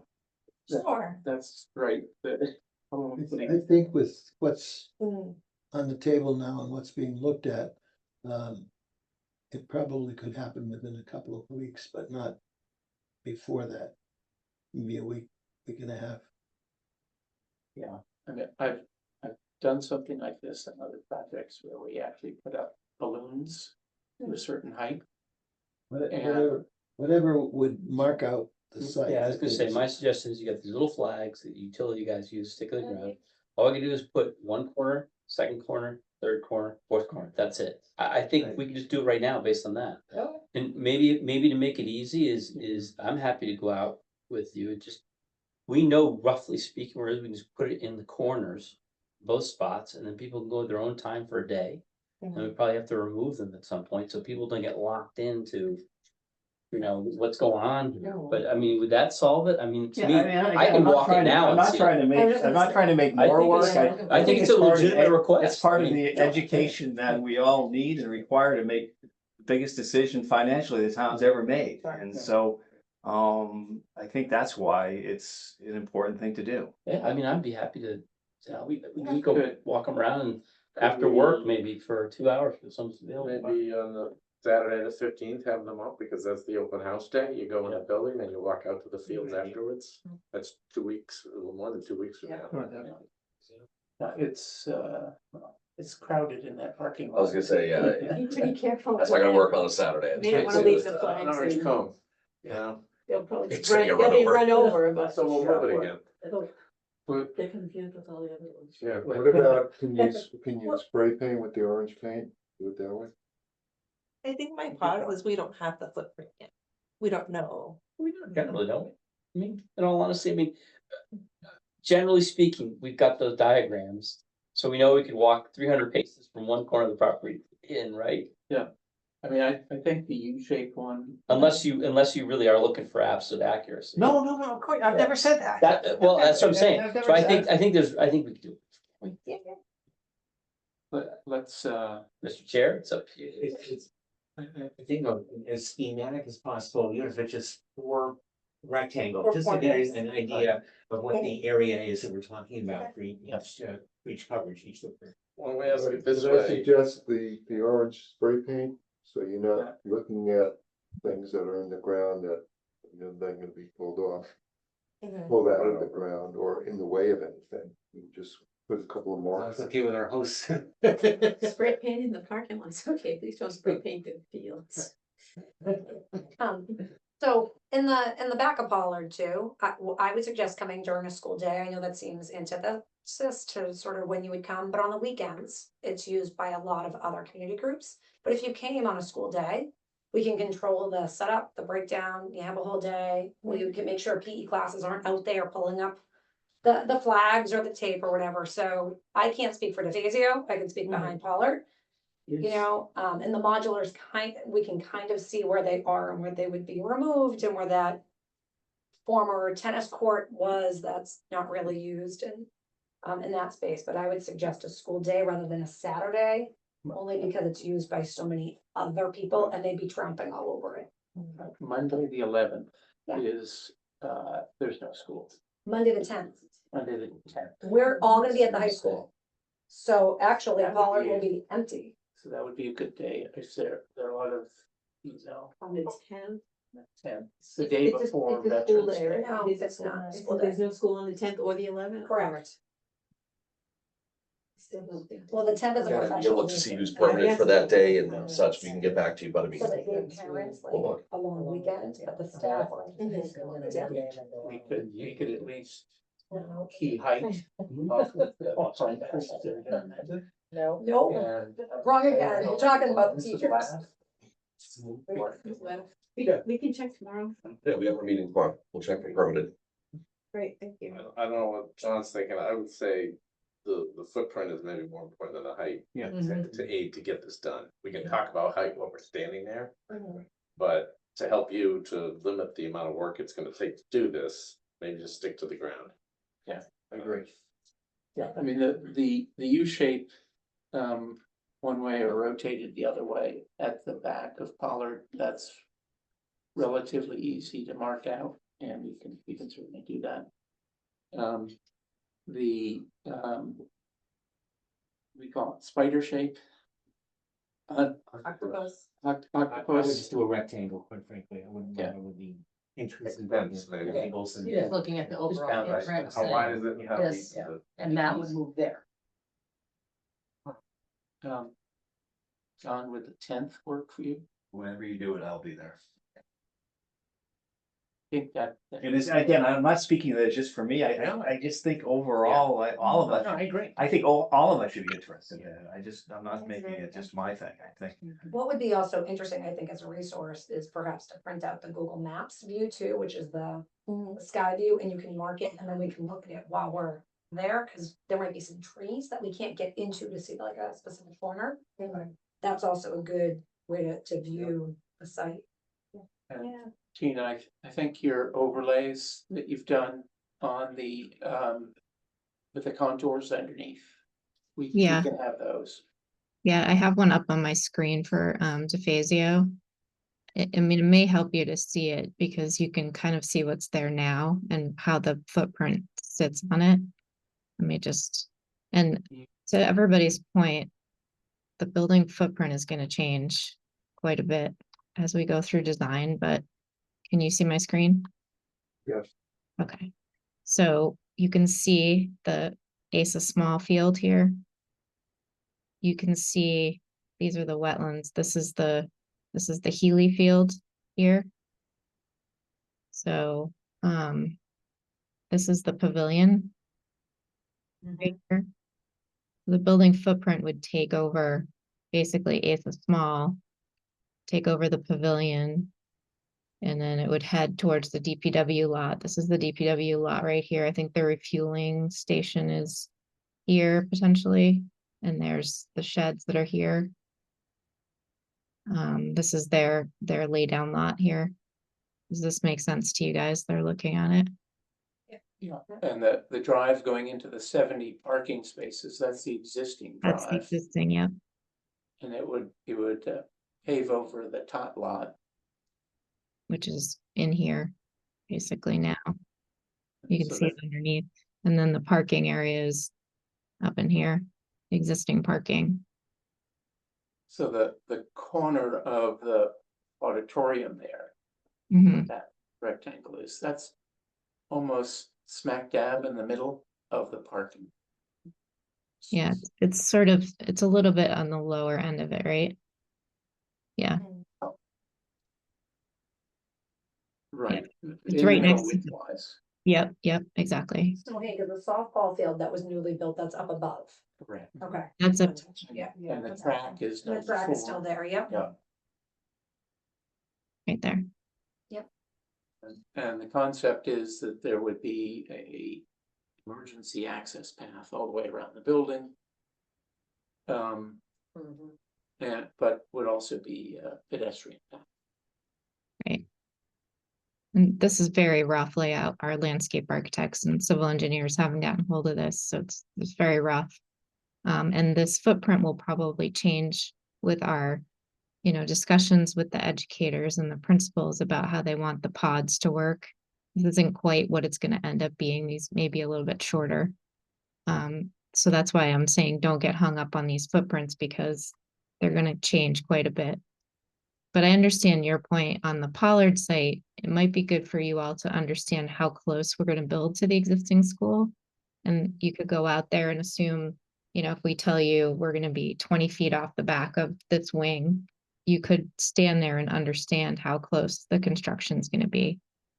And pretty much assume on that site that we're going to fill up the whole lower area and potentially take over where those trees are, on the side with the abutters.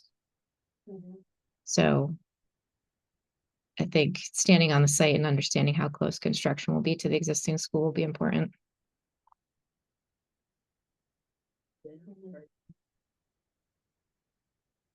Tina, do you have a drawing like that of the Pollard site? I don't think we do, but we can easily do it. if that's helpful for you, and we can share that with you. That'd be great. Yeah, you have a much earlier layout. Yeah. Mhm. I don't think I brought that with me. Yeah, but I'm sure this is helpful for you all to see the background behind what we're doing. It is somewhere in the PDP. Among the 2,000 pages. Just not sure what page. I'm not sure which page. But yes, John, we'll do that, and I'll also look into see if we can get a balloon. Because that helps in terms of Facebook. As long as we don't have to do every single one. That makes sense. So any other questions or comments for our guests? We do have a couple of voting items as well. Okay, I just have one comment. I just wanted to give some suggestion, at least my suggestions to the presentation that I heard, and my take is I would focus much more on how we can do better as opposed to how bad it is now. Which I heard a lot of tonight. You know, as someone who's like all of us have paid a lot of taxes, they've supported, increases in the school's budget over all these years, and have thought we've done a good job in supporting our schools. I feel a little bit like a sucker, hearing how bad High Rock is. What have I missed?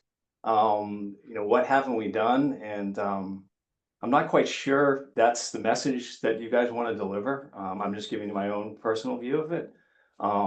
I would much more focus on how we can be a better school as opposed to, how bad and deficient High Rock is, because I think that makes us feel, really like inadequate, and we've made a lot of bad decisions in the past, and I'm not quite sure that is the case or that's truthful.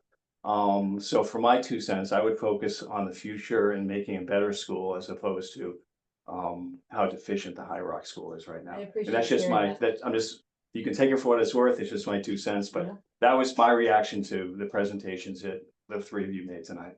And I appreciate hearing that, because I think when the 3 of us were being videotaped at AMCI or whatever that is, which we all hated, and Dan was asking us questions, I knew at that place, I'm not publicly like, let me get on and tell everybody all these things, because I recognize that we do really good work in grade 6, 7, and 8. And kids only get 6th grade once. And it actually was forward thinking of the town to put them there 17 years ago. So many things have changed. And so I appreciate hearing that actually isn't landing with us in the way that we want it to be. And also getting other directions of, I think there's been messages of like, but High Rock's fine. Why would we ever want to touch High Rock? High Rock is doing exactly what it wants to do. And I'm so happy to hear the community say that, because that's what we've been striving for. But I am hearing this balance of, but also let us tell you how much more improved and how much we can better support our students by coming together, which is that first slide that Tamitha focused on, about the year of exploration, the year of foundation, and the year of action. We really need to dive into that. I would focus much, much more on that. Absolutely. Sounds good. Well, Thank you, Richard, for letting me say it. Certainly. Any other comments or questions as we move on to our next phase of our SBC meeting? No, I think. Okay, well, we have our homework regarding the. Well, I should say that we will be presenting to the Park and Rec Commission tomorrow night, trying to address some of the concerns and the issues related to that site. And we look forward to that. And if you want to Zoom in or attend, you're welcome. If there are more than 3 of you, don't talk amongst yourselves. Please. And that's at 7 o'clock at the Rosemary Street facility. Very good. All right. Well, thank you, everyone. I'd like to thank you. Just had 2 voting items. We do, yeah. I just want to thank the guests for joining us tonight. Appreciate your contributions, and I look forward to seeing you in upcoming sessions. Thank you all. Thank you. Appreciate it. Have a good night. We do have a couple of voting items for the wrap up. And there are 2, well, one's a change order and one is an invoice. The change order is from HMFH Architects. As for PSS number 4, wetlands delineation, in the amount of $18,700 coming out of the architect's budget. Is there, the chair also move, is there a second? Second. Thank you, Erwin. Discussion on the motion?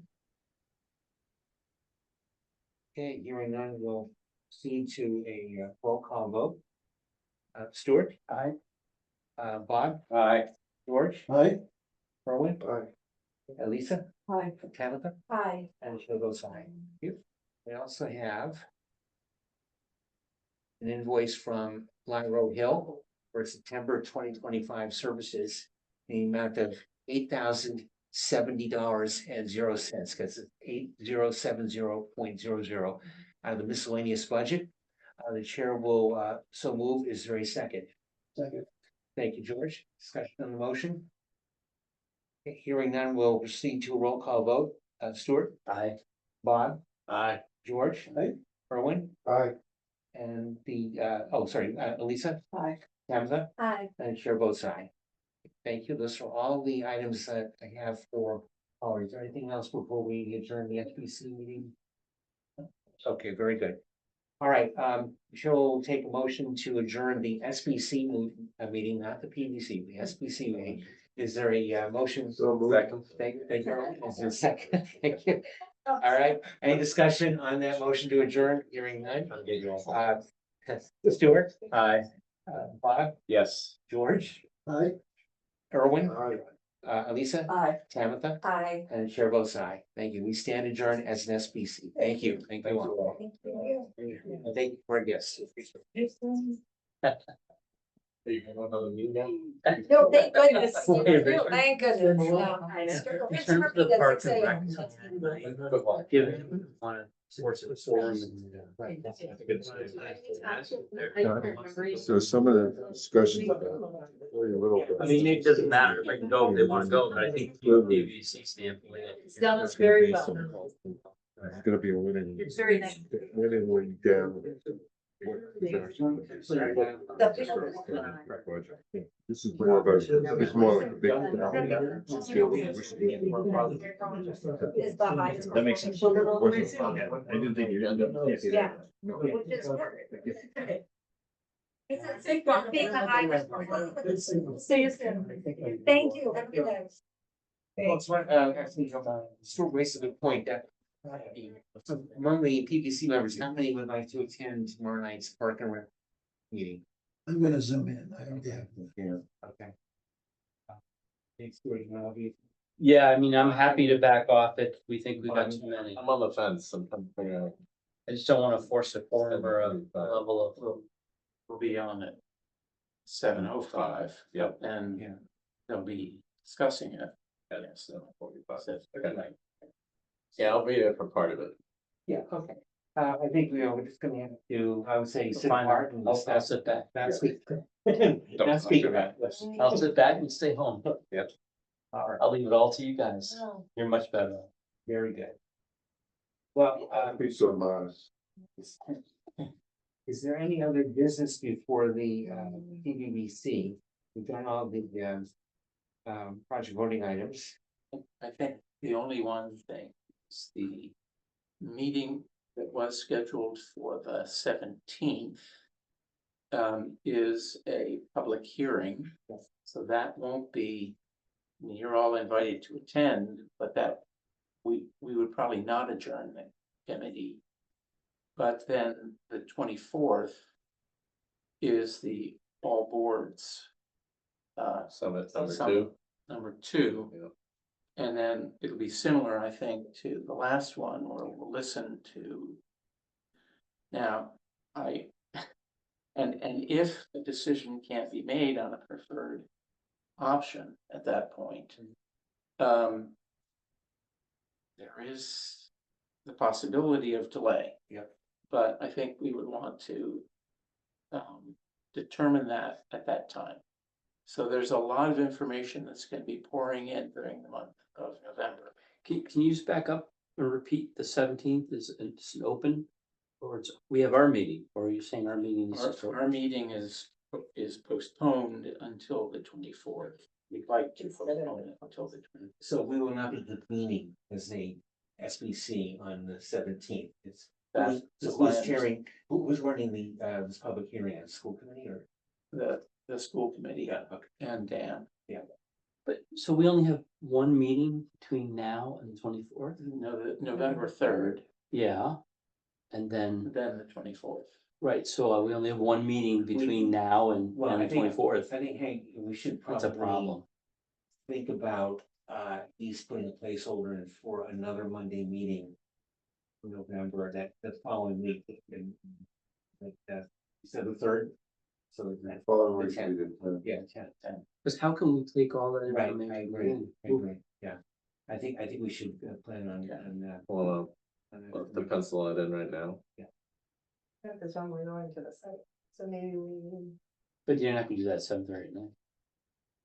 No. We'll see the. Unless you want to put lanterns out there. you need the iridescent. I see the town house open, even though schools are closed on the 10th, right? Are we allowed to have a meeting on the 10th? We are. Yes. It's not holiday. Yeah. 17th moves to the 10th. Yeah, that's right. Okay, I think just given the volume of information that's flowing. and So actually, the 3rd is when we're supposed to review the design options that are going to the estimator. And then the estimator will come out with costs that we could review by the 10th or not until the 21st. 4th. Right, so again, And I if the think we've got a challenge. How do you take? How do you? We need as a committee, I believe, to review those estimates before it gets even presented in the 24th. Yeah. Otherwise, it's not validated by us, and that's our whole. Right. So I think there's a challenge there in terms of 10th maybe is too early, but When would they be available from the estimators? November 21st. First. We won't have time to review those before the 24th, really. Oh, that's a Friday to a Monday. Can I ask a stupid question? most questions are stupid. Yeah, that's what I tell my students. You do. Is there no flexibility on that submission deadline at MSBA? I mean, I take John's point. I mean, we're being asked to make these tremendously highly consequential decisions in such a compressed timeframe. But we set the schedule. You think about it. We're the ones that push for the schedule. And, Well, and can we push for relaxation? The question still stands. can estimators be accelerated? Press, because we've done that with construction, obviously. I don't know how much more detail We they're don't gonna even have a have. design, we don't have a design yet to be estimated. That's part of the problem. Well, but there's gonna be an estimation put forth on these options, the 24th. The numbers are not gonna be that much different from what we had at schematic design, because the estimates are gonna be a cost per square foot. Yeah. And both estimators have gone through numerous school estimates, and they've seen what's in the marketplace. They've seen both design bid build and construction manager at risk. The earlier estimates were all associated with unit cost per square feet. Well, if that's the case, Yeah. what do we have to do between now and the 24th? I think on the 3rd, we will talk about what other breakdowns there need to be. So for Matrix. instance, Love the matrix, we'll have an updated matrix. Which, We have an insurance. So, have we adjourned the SBC? The SBC. We did, we're in the PUC. Then is this conversation okay?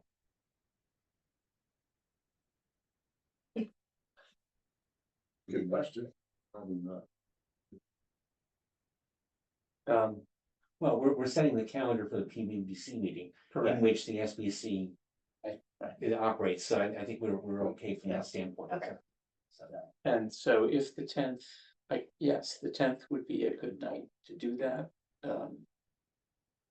I assume we wouldn't be able to start until 7:30. We would have a follow-on discussion on any points that were brought up on the 3rd. In preparation for the 24th. Preparation for the 24th. So my question again is, there's no possibility of delaying the submission to MSBA? Oh, there is. But it would likely, so the reason we were pushing for the 24th was so that the design team, we put together all the documentation that's necessary for the submission to the MSBA. And that can't be done overnight, although we've been building lots of pieces of that all the way along. We don't have to resubmit the education program, but we still haven't heard back from them on the PDP submission. So once we get comments back on the PDP, part of the PSR is to respond to those comments. Do we have more time? I mean, ultimately, the PSR is submitted digitally on the 18th of December. So the 18th is the last day to make it into the February MSB board That's what I meeting. was asking, that's a hard Yeah. date. Yeah, that is. That cannot be, Well, if you remove it, there's so many dominoes and so many consequences of pushing everything out. It just, the rest of the timeline, the greater timeline for these various, addressing High Rock, et cetera, going to be pushed out. no, I'm saying, is there any amount of time where it could be moved that doesn't affect the other timeline? Like a few weeks or a month is. They wouldn't, they want an override in the November 2026 election, federal election. Rather than, if we pushed it out, then it would be on the, I guess, the April 2027 town election. Just picking, let's say we submitted it on January 18th. That would still push out all these. Then we wouldn't make it until the April MSBA board meeting. Because the 18th is a hard, fast date. to get on to the February board meeting. That's what I'm asking. There's no flexibility there to get on the February board meeting by submitting it. It would move to April. And in part, it's because there is also a facilities assessment subcommittee presentation between the submission and the board meeting. So they bring together their facilities assessment committee who preview the submission and will make comments to the board. There are steps in their process that we have to respect as well. But if a decision, and it's not only decision of this committee, but it's, as you pointed out, it's political. And I don't know that more time will, but ultimately, if it's too soon to make for decision, then, and it leads to a failure at the election, at the polls in November of 2026, well, then we start the whole process again. And so we're really trying to figure out long-term how to get to that, get the ball across the goal line. It's true, we're not going to dive into schematic design on both sites, and we can't afford to do that. Yeah, and I think we're just, I think the closer we can get to good information on the options, it's clear. I think everything else will be a domino effect. My worry is that will we have a decent enough matrix, a decent enough level of criteria to say, here, as a committee, and what we're charged with.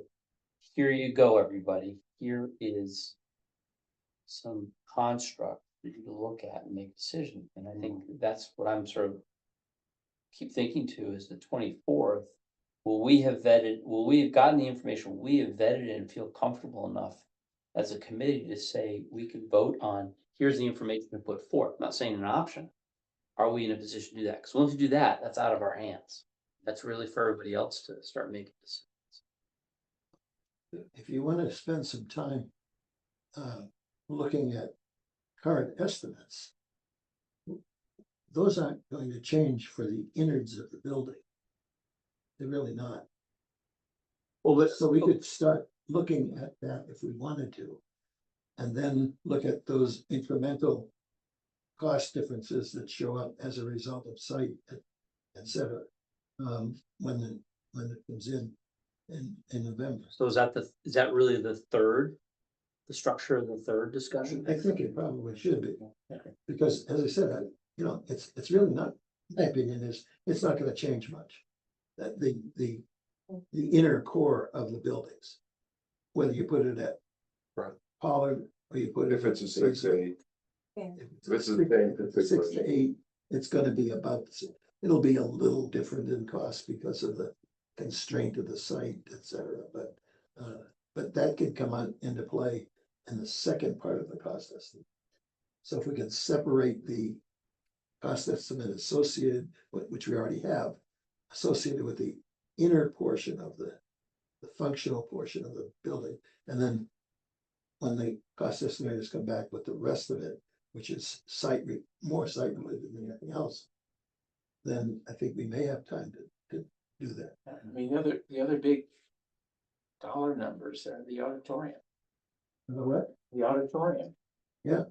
That's a And $10 how million is- decision. How is that decision going to be made?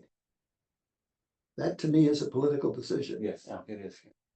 So who do we tell we need that answer?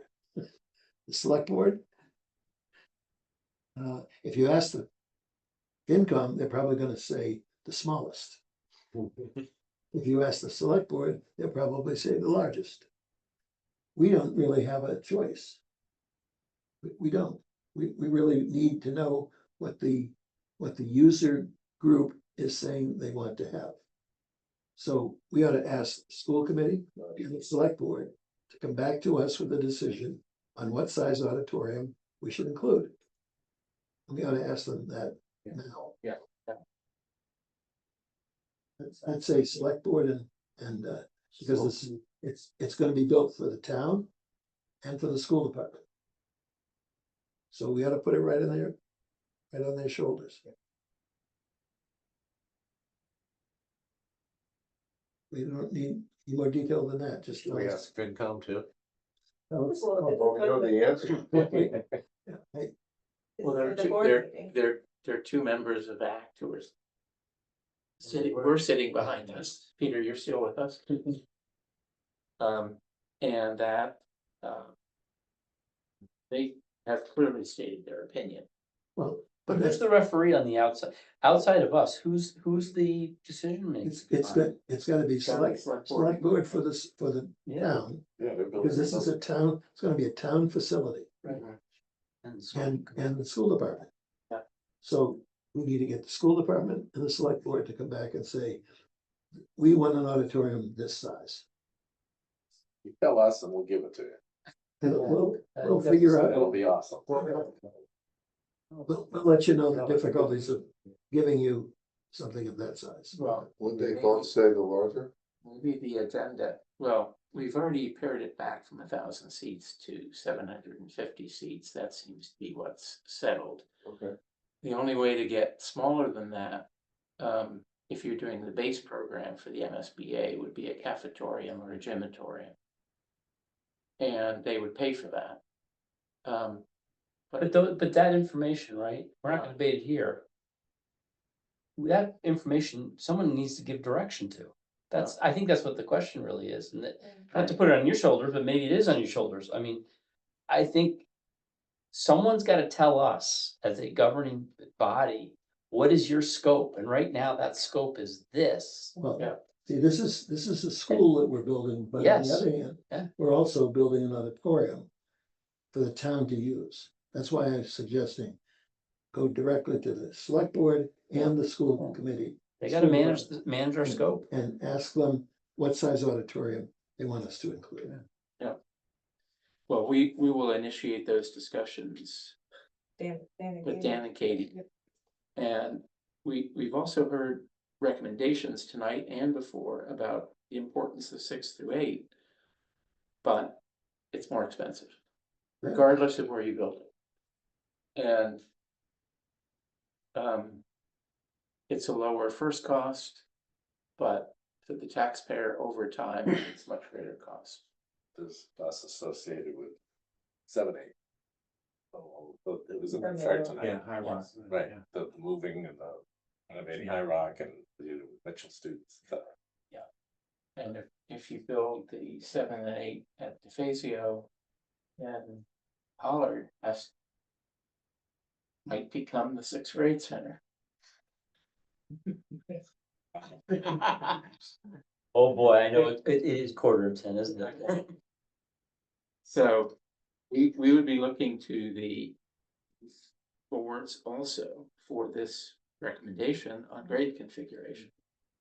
That has to come out. And I think there need to be premature discussions before the 24th. Who suggested, But don't we at know a that? meeting we had, I suggested that we vote this committee on Yeah, or when you made the motion. setting aside the 7 through 8 Right. configuration. Someone came back to us and said, don't do that. Correct. Who was it? The town manager and a member of the select board. What? They Why? want to ensure that all options are fully vetted so they can make their presentation, their case to the community. That's my understanding of their argument. Are we not arguing to a large degree, excuse me, not arguing, are we debating that our scope is too big right now? To be able to give the right level of information? Because I can see them turning around and saying, well, tell us what a 350 auditorium and a 750 and 900, we've done that at a high level cost. But do we have room to manage this going forward with those level parameters? I mean, I would That's what I'm say- saying, is the scope too big, and we're asking them to start trimming it down for us so we can be more, deliberate. I think the 1,000-seat auditorium poses problems with parking. You just can't fit enough parking spaces on the site to accommodate 1,000-seat. No, I get it, I get what I'm But saying we is, can can put that on the matrix and that can Okay. be, and I guess intuitively, we've been thinking that, but we need to put it down. And the matrix, quite frankly, is Rubik's Cube. It's a 3-dimensional, each face has a set of criteria. Yep. And it's 3-dimensional, not 2-dimensional, and time-wise, it's 4-dimensional. Well, yeah, keep Your- going. Your son can do Rubik's He Cube. can do it. I get him in here. Right? Did he do it behind his back, looking? No, not yet. I had 2 grandsons that competed in tournaments. Wow. And we gave them the Rubik's Cube, messed it all up, put it behind their back, and they did the whole thing behind their back. And we go home for Christmas One of them did it in 3 minutes. can't do it. You're saying a pyramidal? About doing it in 3 minutes behind your back. Granddaughter has a pyramidal. Yeah. Jeez. Anyway, One thing I was thinking about, George, is that we could always do within a committee a straw poll. It's not committing ourselves to anything, change our vote from one meeting to the next. We can always do a straw poll of the 7 options and see where we are in each meeting. At the end of the meeting. But it's, whose role is it, this might be another pilot or stupid question, who determines 6, 8 or 7, 8? Isn't that the select board, the town who's building the school? In every other project, it's a user group that makes a recommendation of the program. Okay. And I think they've stated their case. Okay, that I believe, yes, 6 that's been clear, right, okay. So, Same question for the auditorium. so there's a limited amount of time, a limited amount of money. And we're being told politically that we have to consider options which the school committee doesn't really want as a user agency. That's due to MSBA requirements and, but also this political dimension. Right. Yeah. So something's gotta give, Yeah. right? They've got the consultants have limited time, limited budget. So if they have to spend an equal amount of time on all the other options, then something's gonna. Well, don't they have to do that anyway under MSBA rules? They don't need to spend as much time. They'll find a way to get it. To do enough to satisfy MSBA. I think. MSBA knows we're not gonna do. Right. The first one. Right. But So you need to put enough information. He was asking for that kind of decision. Even though she seemed to get the impression that we were moving away from some of those other options at the last minute. I remember her saying, Yeah. well, I'm glad you said that. So I don't know what they're thinking or. Well, You're right. Select board and school committee need to make recommendations, I think, on all of these topics. The committee Yes. has identified already the advantages and challenges of addition, renovation versus new construction. And those are pretty well spelled out already in the matrix. In terms of grade configuration, it's I think it's pretty clear that that has to come from the school committee and there has to be consensus by the select board. Right. And then on the auditorium, likewise, I think the school committee has to make a recommendation. There has to be consensus with the select. But the town is paying for it. So the town needs to make a decision. Yeah. How large an auditorium do we want to have? Because they've all agreed that's gonna be the location where plays are done, musicals are done, whatever. They're all gonna be there. And we're gonna end up paying for it. The MSBA is not gonna pay for it, no question about it. So they've gotta make a decision. So who's the decider on the site? I think that comes back to the three boards, where the first step in that is can a memorandum of understanding be crafted that enables school committee and Park and Recreation to come to that understanding, and there has to be a trade-off of jurisdictional control over different properties in order for, and that I think is actually required by the Article 97 process. There has to be equivalent facility made in terms of that difference. Then there's the risks of having to go through that process, not only the town meeting process, but also going through the Article 97 and then ultimately the meeting process. And if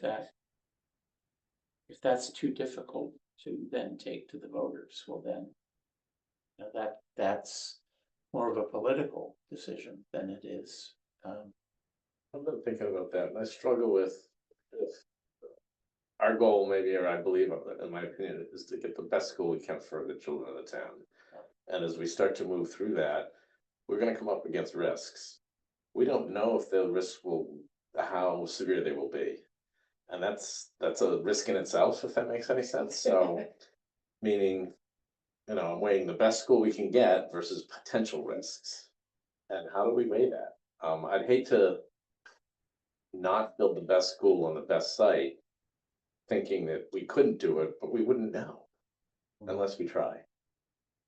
That's what I'm wrestling with right now.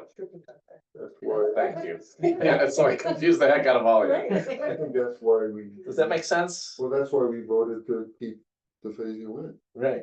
Because if we kicked it out, we would never know if it wound up being the better site. So on the third, we'll have preliminary report on traffic. Very preliminary existing conditions. He's coming, actually. The traffic engineer is talking about coming. or at least coming through Zoom. Yeah.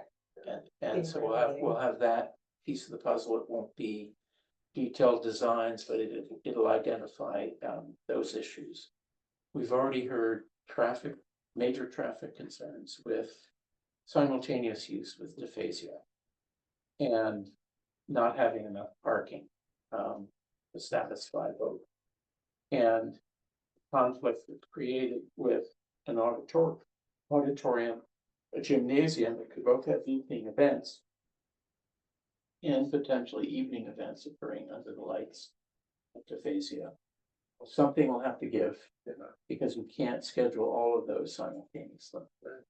And I don't think they'll move the dysphasia fields are used through early December. And then again, picking up. Don't they close the fields in the early spring though for maintenance and Not the turf not the fields. spring, but the, yeah, but the. yeah. The turf fields Yeah. are used all the time. And so that's a constraint. And I think that's already been identified, but we'll highlight. And we made all those against building behind Pollard and solve some of those, but brings up all the other issues. Yep. Okay, good. Now we mapped out the next month. Yeah. Okay, sure. That's why we have design. What do we have? Okay, Yeah. very good. So I think we can probably, we make a motion to adjourn. I don't think we did. No. Okay. Is there a motion to adjourn? I almost got motion. Okay, thank you, Bob. Is there- and thank you very much. Discussion on the motion. Okay, hearing none, we'll proceed to the roll call vote. Stuart? Aye. Bob? Aye. George? Right? Irwin? Aye. And chair votes aye. Thank you. Thank you. And Thank you. wonderful, Chair. perfect meeting. Appreciate it. Thank you. Thank you for the work. Good night. Thank you all. Night. Good night. We'll see each other all again on tomorrow night. But all of us will be again on the third, is that next? Third, yeah. Third is gonna be.